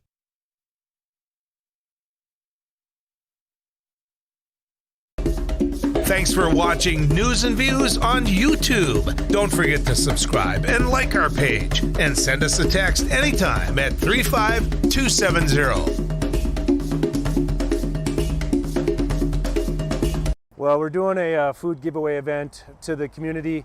A lot of people are facing food insecurity at this time. As we can tell, we had to start about an hour early because we just had so many people lined up. So as people come up and they need whatever they need, volunteers are taking care of it. It's all contactless, so nobody has to get out, and just making sure whatever the greatest need. We're just getting the greatest good. When we're going until the food is out. As people are coming in, if they need 2 boxes and 2 gallons of milk, that's what we're giving. We don't want to leave anybody out. I was in the hospital, and I saw a flyer on the wall. And all the nurses were talking about taking people down there to get food and stuff. I got out last night. Got out of the hospital last night, and I said, man, I'm going to do this. When I came from Williston here, I lived on these streets for 3 years, caring. And that's what this is. That's the way I see it. Very helpful. I think it's going to be very helpful because I know people that are doing without. I think it's truly remarkable how much need there is out there. Like I said, we were going to start at noon, but we had so many people lined up. We started at 11, and volunteers have been working their tail off since then. I'm thankful for that. I think this shows that there is some huge needs in the community, and we got some things we got to address.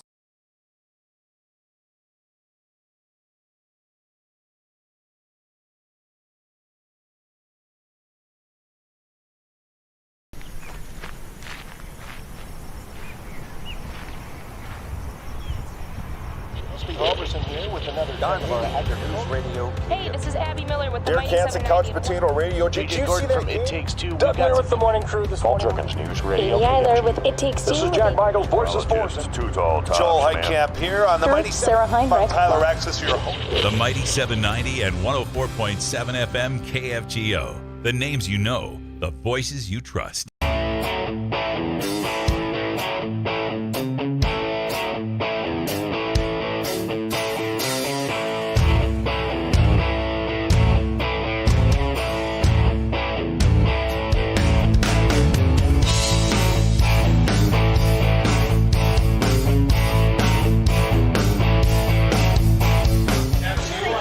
Thank you.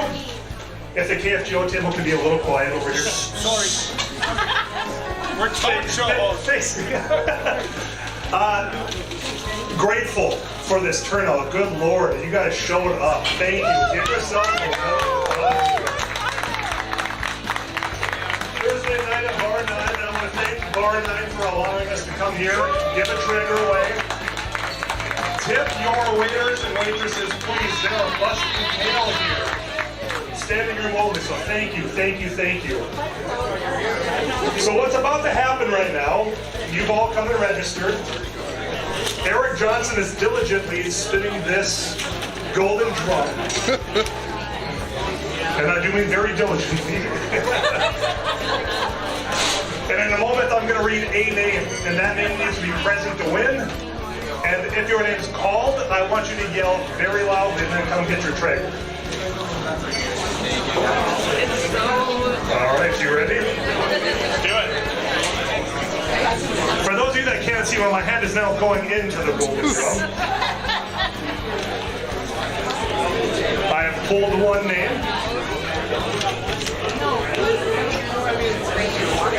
Courtney? Yep. Courtney? Yeah, you can hear a pin drop. That's great. Courtney Lavanda?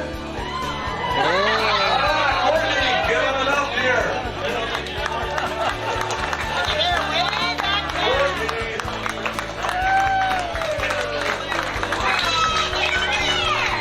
Courtney, there you are.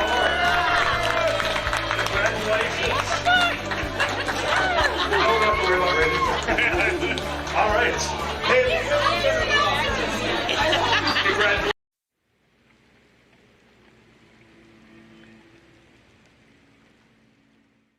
So today on MSUM campus, we're doing an ice jam, which is we're combining a bunch of percussion instruments with ice instruments, which are also going to be used in a percussive form. We're going to hit them with mallets, hammers, all those types of things.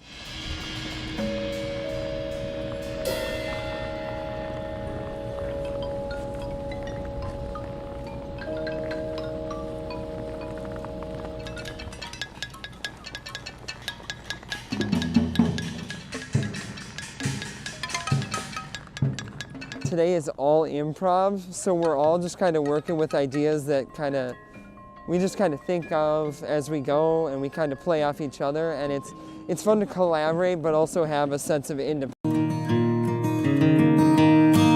Why do I like ice fishing so much?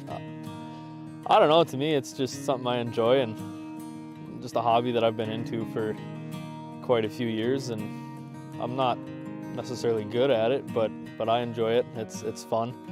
It's good time to get out and hang out with all your buddies and just.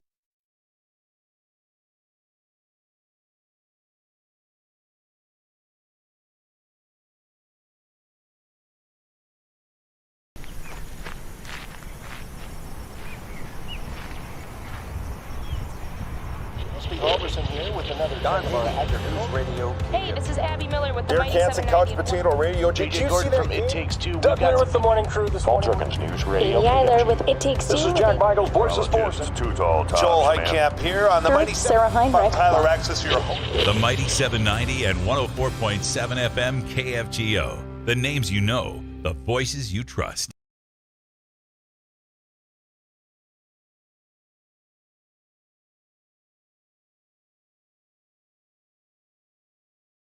Well, we're doing a food giveaway event to the community. A lot of people are facing food insecurity at this time. As we can tell, we had to start about an hour early because we just had so many people lined up. So as people come up and they need whatever they need, volunteers are taking care of it. It's all contactless, so nobody has to get out, and just making sure whatever the greatest need.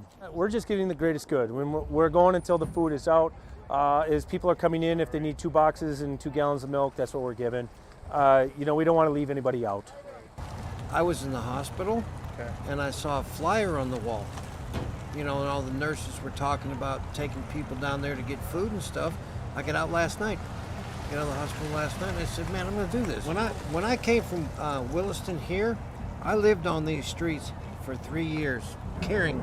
And that's what this is. That's the way I see it. Very helpful. I think it's going to be very helpful because I know people that are doing without. I think it's truly remarkable how much need there is out there. Like I said, we were going to start at noon, but we had so many people lined up. We started at 11, and volunteers have been working their tail off since then. I'm thankful for that. I think this shows that there is some huge needs in the community, and we got some things we got to address.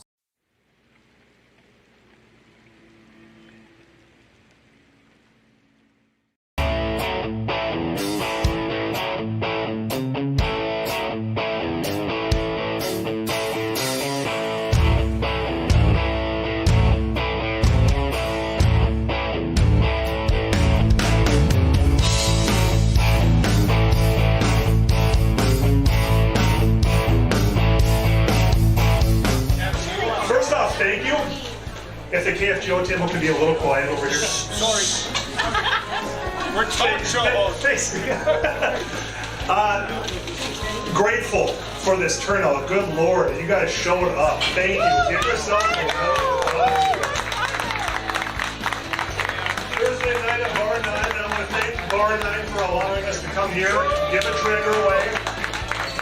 Tip your waiters and waitresses, please. They're a busted tail here. Standing room only, so thank you, thank you, thank you. So what's about to happen right now, you've all come and registered. Eric Johnson is diligently spinning this golden drum. And I do mean very diligently. And in a moment I'm going to read a name, and that name needs to be present to win. And if your name's called, I want you to yell very loudly and then come get your tray. All right, you ready? Do it. For those of you that can't see where my hand is now going into the golden drum. I have pulled one name.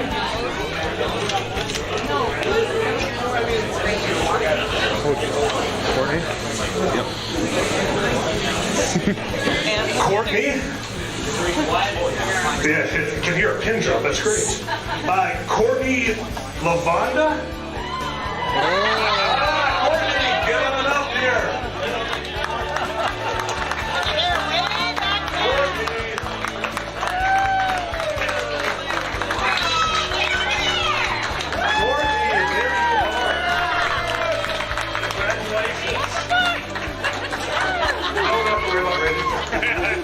All right. So today on MSUM campus, we're doing an ice jam, which is we're combining a bunch of percussion instruments with ice instruments, which are also going to be used in a percussive form. We're going to hit them with mallets, hammers, all those types of things.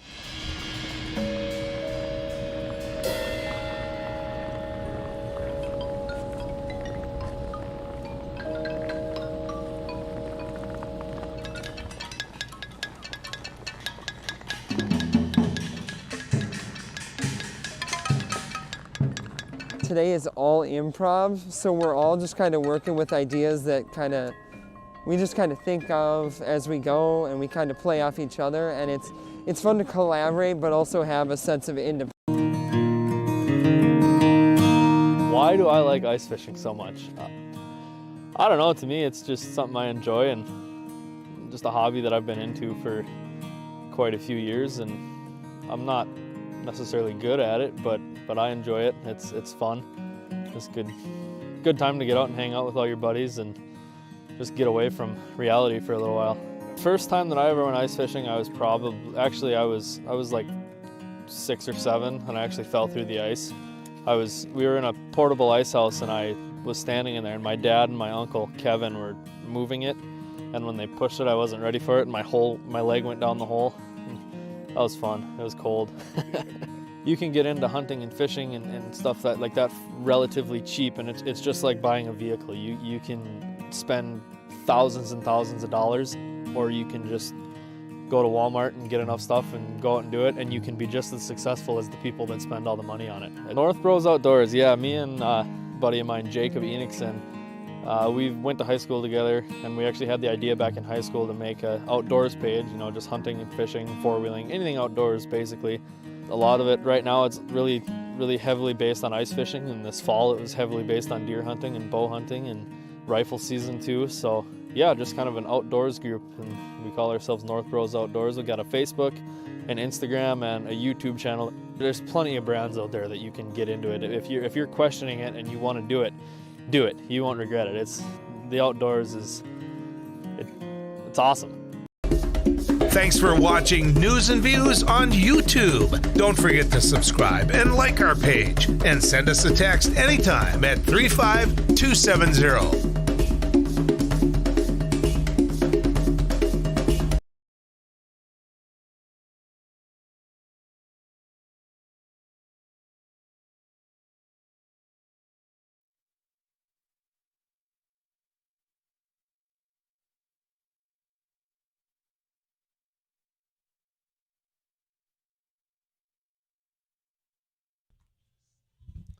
It's 4:05. It's time for we clear up any misunderstanding that you might be seeing on the World Wide Web, in particular on Facebook, Twitter, Instagram, Snapchat, TikTok.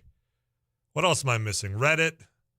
Every platform your little heart desires that you've been on, you've read some things. This is where we're cleared up. I have a special fact checker at 4 right now because it was sent by my friend Al from PolitiFact, and it's got to do with the big lie, of which now we talked about yesterday, and some people say, Tyler, nobody cares. You should. Here's some of the lies about this. They said on January 6th it was instigated by an undercover left-wing activist who are part of Antifa. False, not true, don't share that. They said that the rioters hadn't used force, and one Republican congressman likened them the events to, quote, a normal tourist visit. Certainly saw the video, prove that wrong. They also claimed the attack on the Capitol had nothing to do with, the race when you've got white supremacist far-right militia groups who are among the most active participants. Also, you saw some of the sweatshirts they were wearing that said otherwise. They suggested the whole thing was staged by the government. It was a false flag operation. Completely not true. Also, they said that the rioters are political prisoners and shouldn't face serious charges. That is ongoing, and those federal judges and courts have said otherwise. So, there's your fact checker for today. We'll get you caught up with KFGO News next.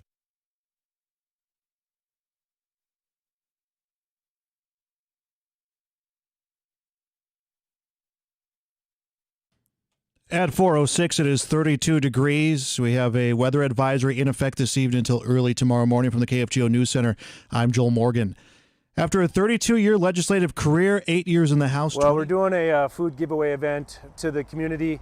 A lot of people are facing food insecurity at this time. As we can tell, we had to start about an hour early because we just had so many people lined up. So as people come up and they need whatever they need, volunteers are taking care of it. It's all contactless, so nobody has to get out. And just making sure whatever the greatest need. We're just giving the greatest good. We're going until the food is out. As people are coming in, if they need 2 boxes and 2 gallons of milk, that's what we're giving.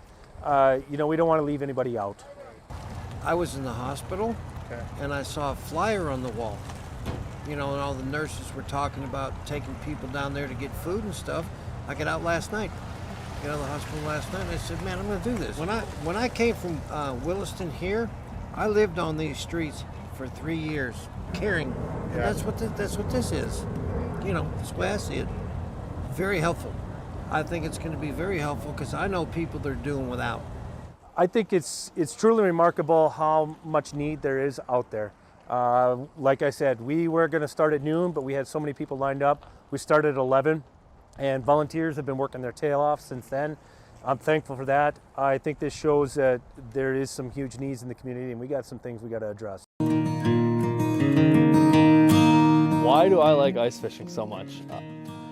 I don't know. To me, it's just something I enjoy and just a hobby that I've been into for quite a few years, and I'm not necessarily good at it, but I enjoy it. It's fun. It's good time to get out and hang out with all your buddies and just get away from reality for a little while. First time that I ever went ice fishing, I was like 6 or 7, and I actually fell through the ice. We were in a portable ice house, and I was standing in there, and my dad and my uncle Kevin were moving it, and when they pushed it, I wasn't ready for it, and my leg went down the hole. That was fun. It was cold. You can get into hunting and fishing and stuff like that relatively cheap, and it's just like buying a vehicle. You can spend thousands and thousands of dollars, or you can just go to Walmart and get enough stuff and go out and do it, and you can be just as successful as the people that spend all the money on it. North Bros Outdoors, yeah, me and a buddy of mine, Jacob Enixon, we went to high school together, and we actually had the idea back in high school to make an outdoors page, just hunting and fishing, four-wheeling, anything outdoors basically. A lot of it right now, it's really, really heavily based on ice.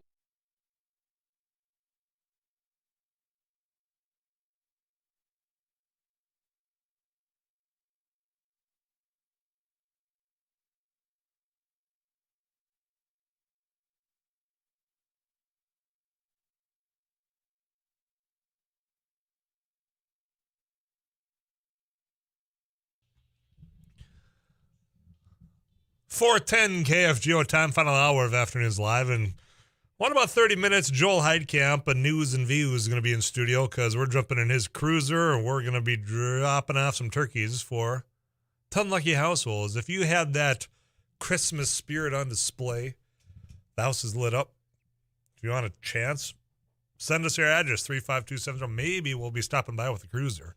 He'll tell you about that. I want to clean up a couple of these messages from our conversation with Mark Fromke about the Kellogg's company. And then there's another situation about labor and somebody being fired in the hospitality industry. But I want to get your thoughts out there first. Tyler Mark said people have been working for 3 to 4 months without a day off. Did I hear that right? That does not sound correct. Like they would have a federal lawsuit pending. So, and this goes on to say, scab sounds very derogatory. I would agree with that last part. I know that's one of those terminologies that's been used in this dispute, not just in Kellogg's, but in these labor disputes for a very long time. But the whole 3 to 4 months without a day off. Now, I'm going to preface this by saying the source that I watched this on certainly had its leanings, and it had its left leanings. But this company, and I apologize because it's been the strike's been going on for 2 months. It may have been about the 2-month mark that I saw that video. What you've got workers, who are outside the Kellogg's company making their case as to why they were not agreeing to Kellogg's terms of what they're offering. And in that video, they did make those claims. There were people that said, look, I've worked 3 months. I do believe it was the woman that if I remember correctly, saying, look, I've worked three months without a day off. And about the time you'd get to have your day off, they'd be calling you and say, hey, we need you to cover the shift. And now that's their words. And again, I preface that it was from a left-leaning website, but I don't think that this woman would have made that up. Now, as far as federal lawsuits pending goes, I don't know if at any point, because of the agreement that was in place before, if that prevents that. I'm not a labor attorney, but I understand what you're saying. There could be, but given the circumstances, it's an agreement between a union and the company. I don't know if that at all weighs into this. But you did hear that right, and that's what I heard from a video a couple of months ago from the Kellogg's union down there. Tyler, I've seen online civil disobedience that hopes people will apply online for the Kellogg jobs and crash the application system by filling it with false applications when contacted, refuse the job, and reapply. During the Fact Checker at 4, I threw out a bunch of different online platforms. Reddit was the one in which I saw was blamed for exactly that people were applying for the Kellogg jobs, the permanent ones that they're trying to replace the union that did not sign the contract, that are on strike. They applied, overwhelmingly crashed the website. So that first part of that civil disobedience online when it comes to Kellogg's jobs applications, that did happen, I think, overnight. Because it started yesterday, the way I understand, Tuesday, and then overnight is when they flooded the applications, crashed that site. So that's what's going on right now. It's just when it comes to the approach that Kellogg's is taking, I mean, it certainly seems as that they're trying to just bust up the union and say, we're going away from this. And that PRO Act, if it's something you're interested in, I would certainly contact your senators to say, where are we on this? Because it passed the House a while ago. I do recall it passing the House, and I seem to remember saying at the time, it's going to be a tough road ahead in the Senate. And here we are. I don't think it's been touched at all. I don't know if they're doing the Build Back Better or if they're going to do this whole voting rights. They're saying by the end of the year, you've seen how fast they've been moving throughout this year. Wouldn't be holding my breath. 237-5948, that's Eleni's studio line. You can also text me at 35270. I want to switch. Can you tell there's kind of a labor workforce conversation going on today? Because this one stood out to me, and my producer, Eric Johnson, used to be a bartender. This is a hospitality story. And what happened is, this is down in Arkansas. A waitress was given a $2,200 tip, and she was told that she had to share it with other staff. She didn't, and was fired from this job. So as last week, you had 2 servers in Bentonville, Arkansas. It's a restaurant that they got this big gift. So the two servers there, $4,400, they split that. It was way over the 20% standard that this company has. And this waitress thought she would take home the $2,200 in cash after splitting it with her coworker. There was a dual server situation here. So they were presented by this. They were ecstatic.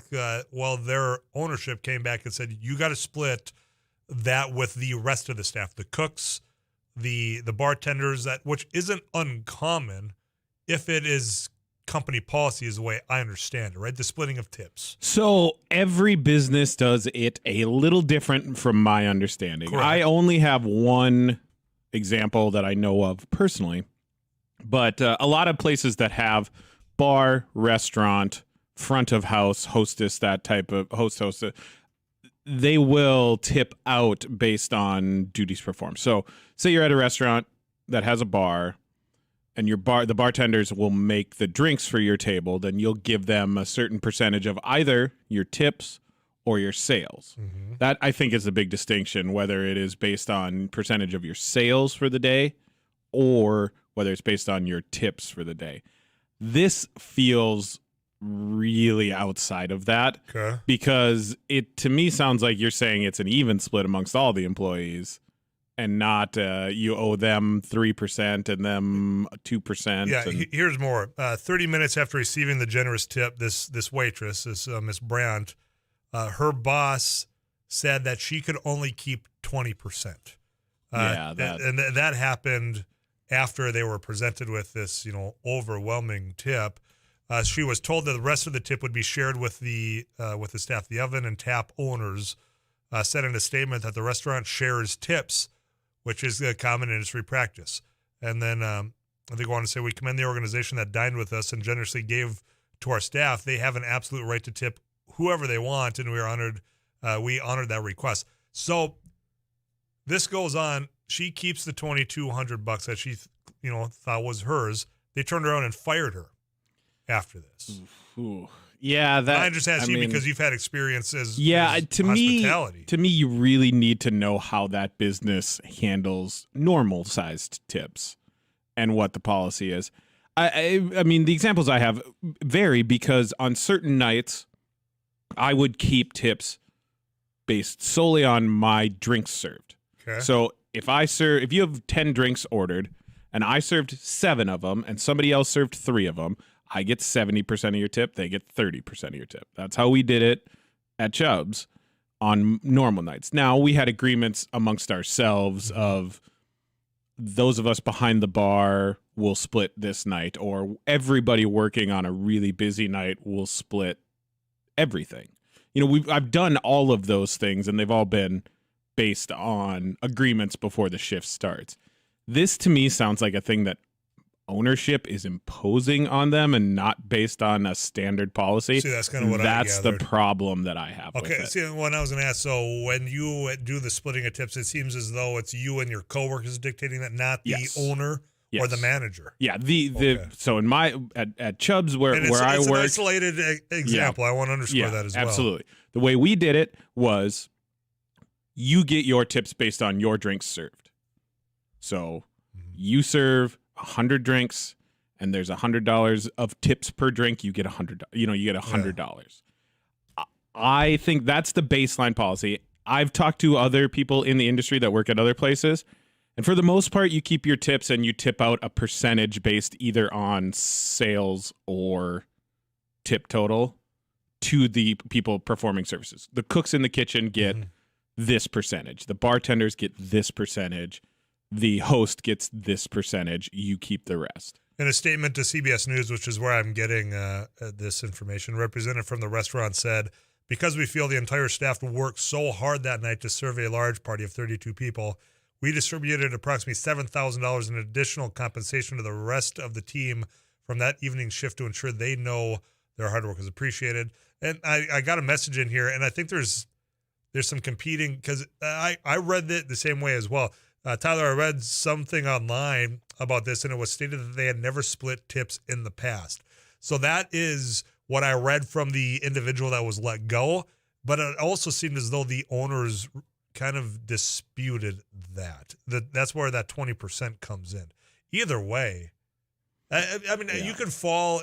If there were a set policy and she violated that, I could get it. But if this is a one-off thing saying, whoa, this is too much, and we got and acknowledging that, hey, it wasn't just this individual or these 2 individuals that did the work. You got the cooks, the bartenders, 32 people. It's not 2 people taking care of all of that. Yeah. And that's where I'm at too, is that if this was the policy and the server tried to circumvent that, that's one discussion. If you're playing fast and loose because this was an overly large tip, that's not okay to me, because everybody that's been in the service industry has had that time where somebody you're working with or yourself gets a bigger than average tip. And when you're on the good side of it, it feels great. When you're on the bad side of it, you're kind of bummed. But they all sort of work themselves out.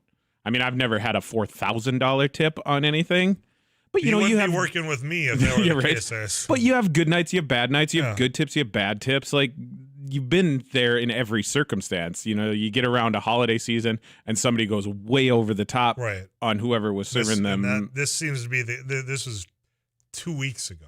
Yeah, and that's where that, like, if you're not going by the policy that has been established at the place of work, it feels really crummy to me. Final question before I let us get to a break here. So, okay, let's say you are a frequent at a spot and you know this server is working and you want to give that individual, you know, because look, you're friendly, this, that, the other thing, and that person leaves you that tip, but you've made an agreement. So does the customer not then just be tipping for everybody, or how does it? So in my experience, no. That in any of the times that I have been in a splitting situation with one of my coworkers and somebody does that, they give a little extra to that person. Okay. Everyone I've worked with, and myself included, it goes into the community bucket and it gets divvied up. All right. You know, unless it would have to be a very, very special circumstance where you would be like, nope, they gave that to you. You better keep that. Well, as we said in the last hour, no one gets half the battle. Yep. There we go. Now I know a little bit more. I'm way behind my clock because we were chatting. More Afternoons Live right after this.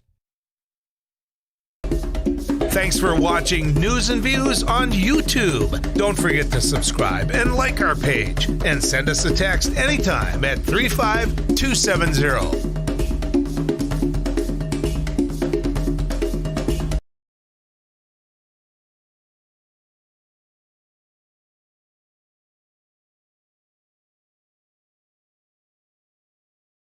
So today on MSUM campus we're doing an ice jam, which is we're combining a bunch of percussion instruments with ice instruments, which are also going to be used in a percussive form. We're going to hit them with mallets, hammers, all those types of things.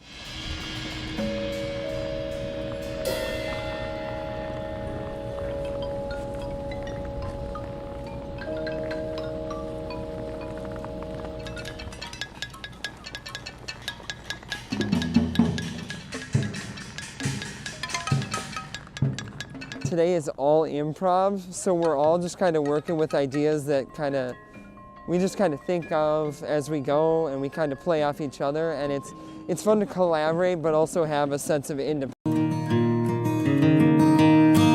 Why do I like ice fishing so much? I don't know, to me it's just something I enjoy and just a hobby that I've been into for quite a few years, and I'm not necessarily good at it, but I enjoy it. It's fun. It's good time to get out and hang out with all your buddies and just get away from reality for a little while. First time that I ever went ice fishing, I was like 6 or 7, and I actually fell through the ice. We were in a portable ice house, and I was standing in there, and my dad and my uncle Kevin were moving it, and when they pushed it, I wasn't ready for it, and my leg went down the hole. That was fun. It was cold. You can get into hunting and fishing and stuff like that relatively cheap, and it's just like buying a vehicle. You can spend thousands and thousands of dollars, or you can just go to Walmart and get enough stuff and go out and do it, and you can be just as successful as the people that spend all the money on it. North Bros Outdoors, yeah, me and a buddy of mine, Jacob Enixon, we went to high school together, and we actually had the idea back in high school to make an outdoors page, you know, just hunting and fishing, four-wheeling, anything outdoors basically. A lot of it right now, it's really, really heavily based on ice fishing, and this fall it was heavily based on deer hunting and bow hunting and rifle season too. So yeah, just kind of an outdoors group, and we call ourselves North Bros Outdoors. We've got a Facebook, an Instagram, and a YouTube channel. There's plenty of brands out there that you can get into it. If you're questioning it and you want to do it. You won't regret it. The outdoors it's awesome.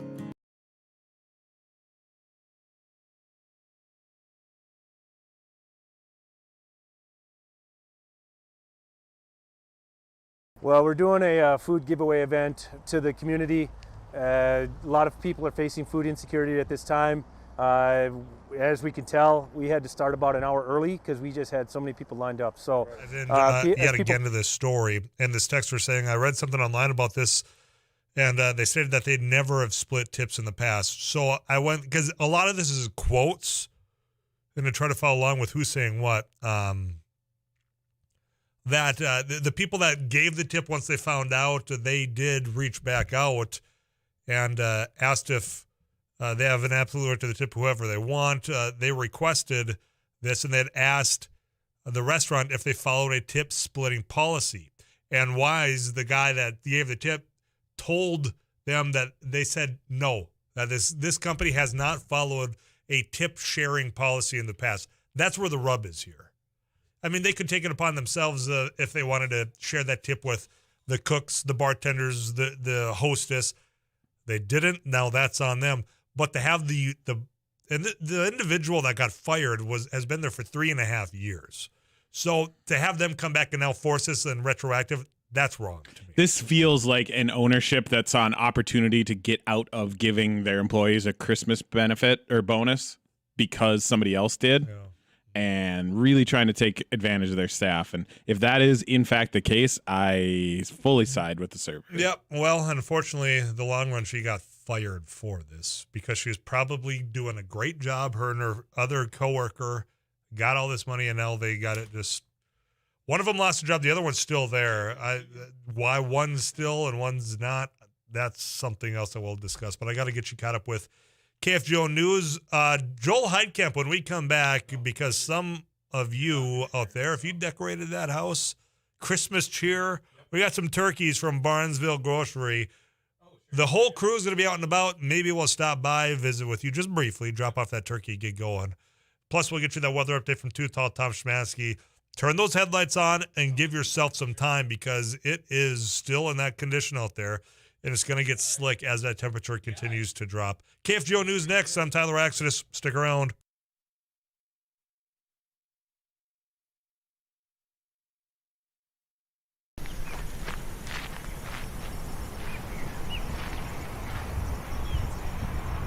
Halverson here with another News Radio. Hey, this is Abby Miller with the Derek Mighty Hansen, 790. Couch Potato Radio. Did you see that from It Takes Two? Doug Miller with the morning crew this morning. Jerkins News Radio. Amy Eiler with It Takes Two. This is Jack Michaels, Voices Force. Joel Heidkamp here on the Mighty Sarah Heinrich. Tyler Axis, your host. The Mighty 790 and 104.7 FM KFGO. The names you know, the voices you trust.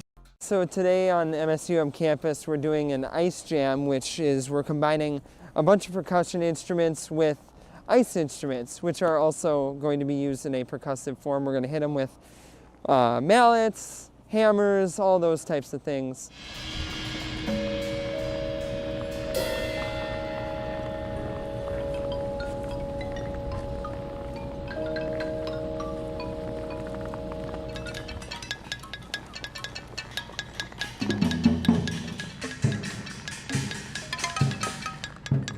Today is all improv, so we're all just kind of working with ideas that we just kind of think of as we go, and we kind of play off each other, and it's fun to collaborate but also have a sense of independence.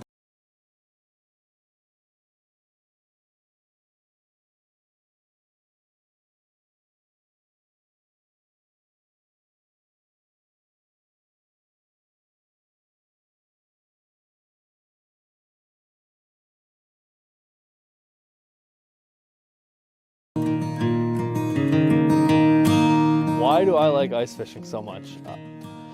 I don't know, to me it's just something I enjoy and just a hobby that I've been into for a good time to get out and hang out with all your buddies and just get away from reality for a little while. First time that I ever went ice fishing, I was like 6 or 7 and I actually fell through the ice. We were in a portable ice house and I was standing in there and my dad and my uncle Kevin were moving it. And when they pushed it, I wasn't ready for it, and my leg went down the hole. That was fun. It was cold.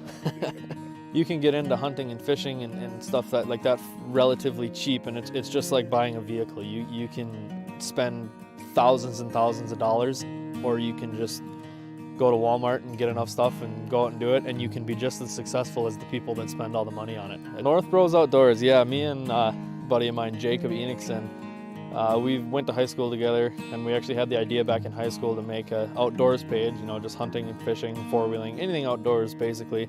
A lot of it right now, it's really, really heavily based on ice fishing, and this fall it was heavily based on deer hunting and bow hunting and rifle season too. So yeah, just kind of an outdoors group, and we call ourselves North Bros Outdoors. We got a Facebook, an Instagram and a YouTube channel. There's plenty of brands out there that you can get into it. If you're questioning it and you want to do it, do it. You won't regret it.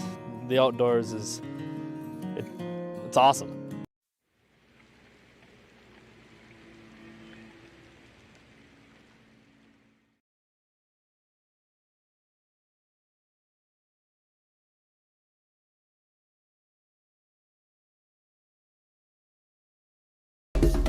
Thanks for watching News and Views on YouTube. Don't forget to subscribe and like our page, and send us a text anytime at 35270. Well, we're doing a food giveaway event to the community.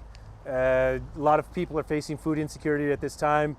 As we can tell, we had to start about an hour early because we just had so many people lined up. So as people come up and they need whatever they need, volunteers are taking care of it. It's all contactless, so nobody has to get out, and just making sure whatever the greatest need. We're just getting the greatest good. We're going until the food is out.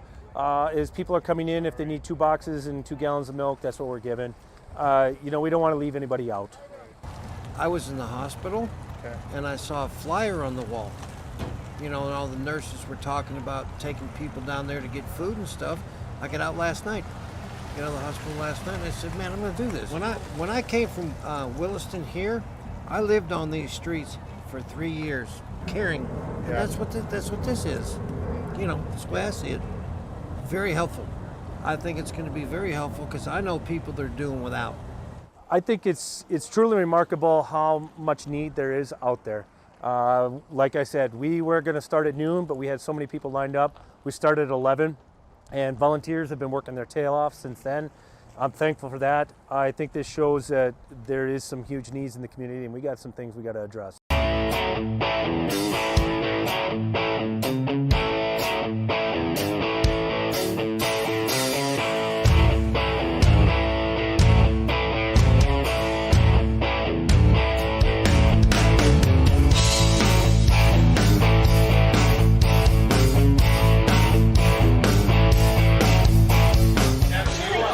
Thank you.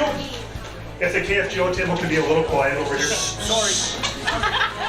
We're talk show hosts. Grateful for this turnout. Good Lord, you guys showed up. Thank you. Give yourself a round of applause. Thursday night at Bar 9, and I want to thank Bar 9 for allowing us to come here, give a trigger away. Tip your waiters and waitresses, please. They are busting tail here. Standing room only, so thank you, thank you, thank you. So what's about to happen right now, you've all come and registered. Eric Johnson is diligently spinning this golden drum. And I do mean very diligently. And in a moment, I'm going to read a name, and that name needs to be present to win. And if your name's called, I want you to yell very loudly and then come get your tray. All right, you ready? Do it. For those of you that can't see, well, my hand is now going into the golden drum.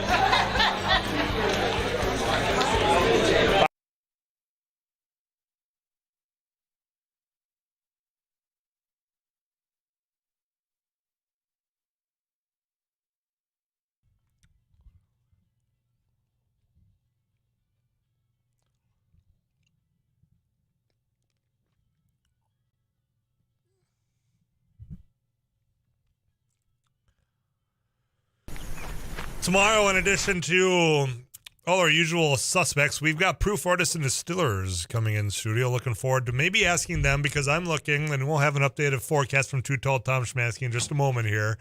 But for all of us that are going to be tailgating on Friday, when we're talking about a high of 10 degrees, yeah, by the time 5 o'clock rolls around and I shut that microphone off and walk across the street to go to the Fargo Dome parking lot, she can be cold. We'll see what kind of warming vibrations they might have to offer you from Proof Artists and Distillery. That is tomorrow. CBS National News on the way. Joel Heidkamp. Well, that's next. Buckle up.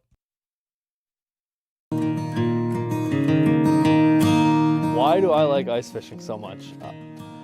I don't know. To me, it's just something I enjoy and just a hobby that I've been into for quite a few years. And I'm not necessarily good at it, but I enjoy it. It's fun. It's good time to get out and hang out with all your buddies and just get away from reality for a little while.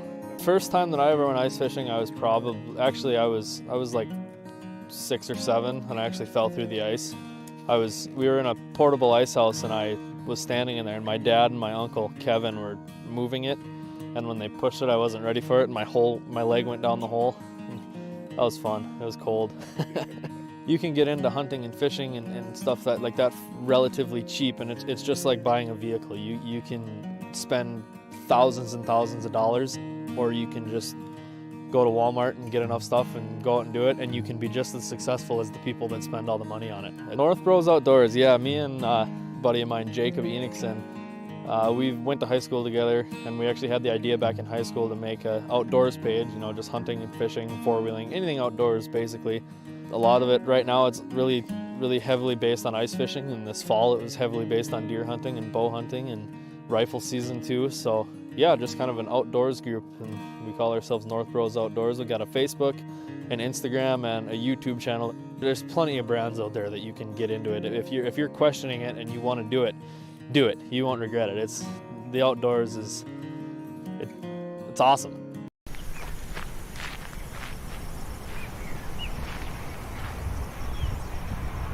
Robertson here with another News Radio. Hey, this is Abby Miller with the Derek Mighty Hansen, Couch 790. Potato Radio. Did you see that? It Takes Two. Doug Miller with the morning crew this morning. Jerkins News Radio. Katie Eiler with It Takes Two. This is Jack Vitals, Voices Forces. Joel Heitkamp here on the Mighty Sarah Heinrich. Tyler Axis, your host. The Mighty 790 and 104.7 FM KFGO. The names you know, the voices you trust. Thanks for watching News and Views on YouTube. Don't forget to subscribe and like our page, and send us a text anytime at 35270.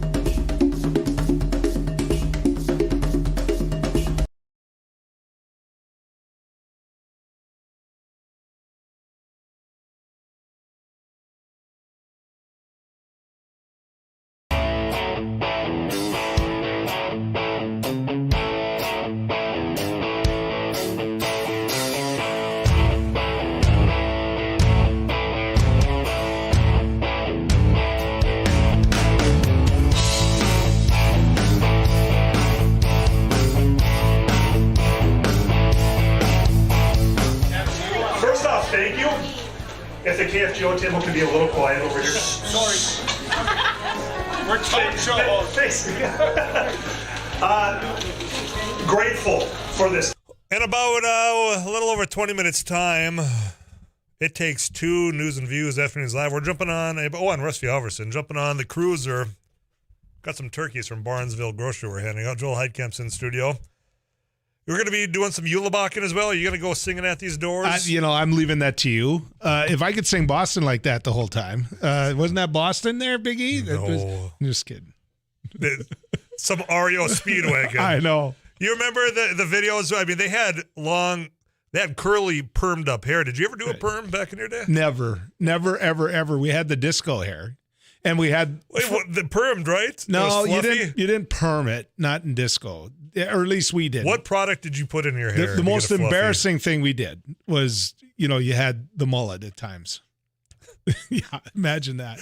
Why the laugh right away? I mean, because I can picture the mullet, and then those teeth, the gap really? didn't start. Really, we're gonna start with the gap. Yeah. I hear some of the trash talking you say about me when I'm not on air in the morning. Here's the thing: the leisure suit. The mullet and the leisure suit. You probably never wore white shoes at a wedding.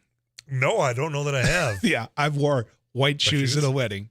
They still together? What's that? Are they still together? Whoever got married. I was like a groomsman. Let me think. No. I mean, no, they're not. I'm not going to. Luckily, no, they're not. Oh, okay, well, I don't want to rub that in.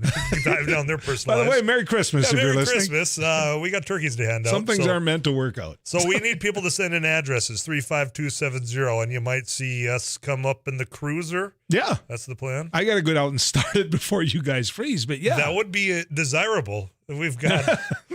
It's not quite cold, but it's getting to that point now. Yeah, I went walking out in the parking lot just now to see. I've got the turkeys in there. Okay.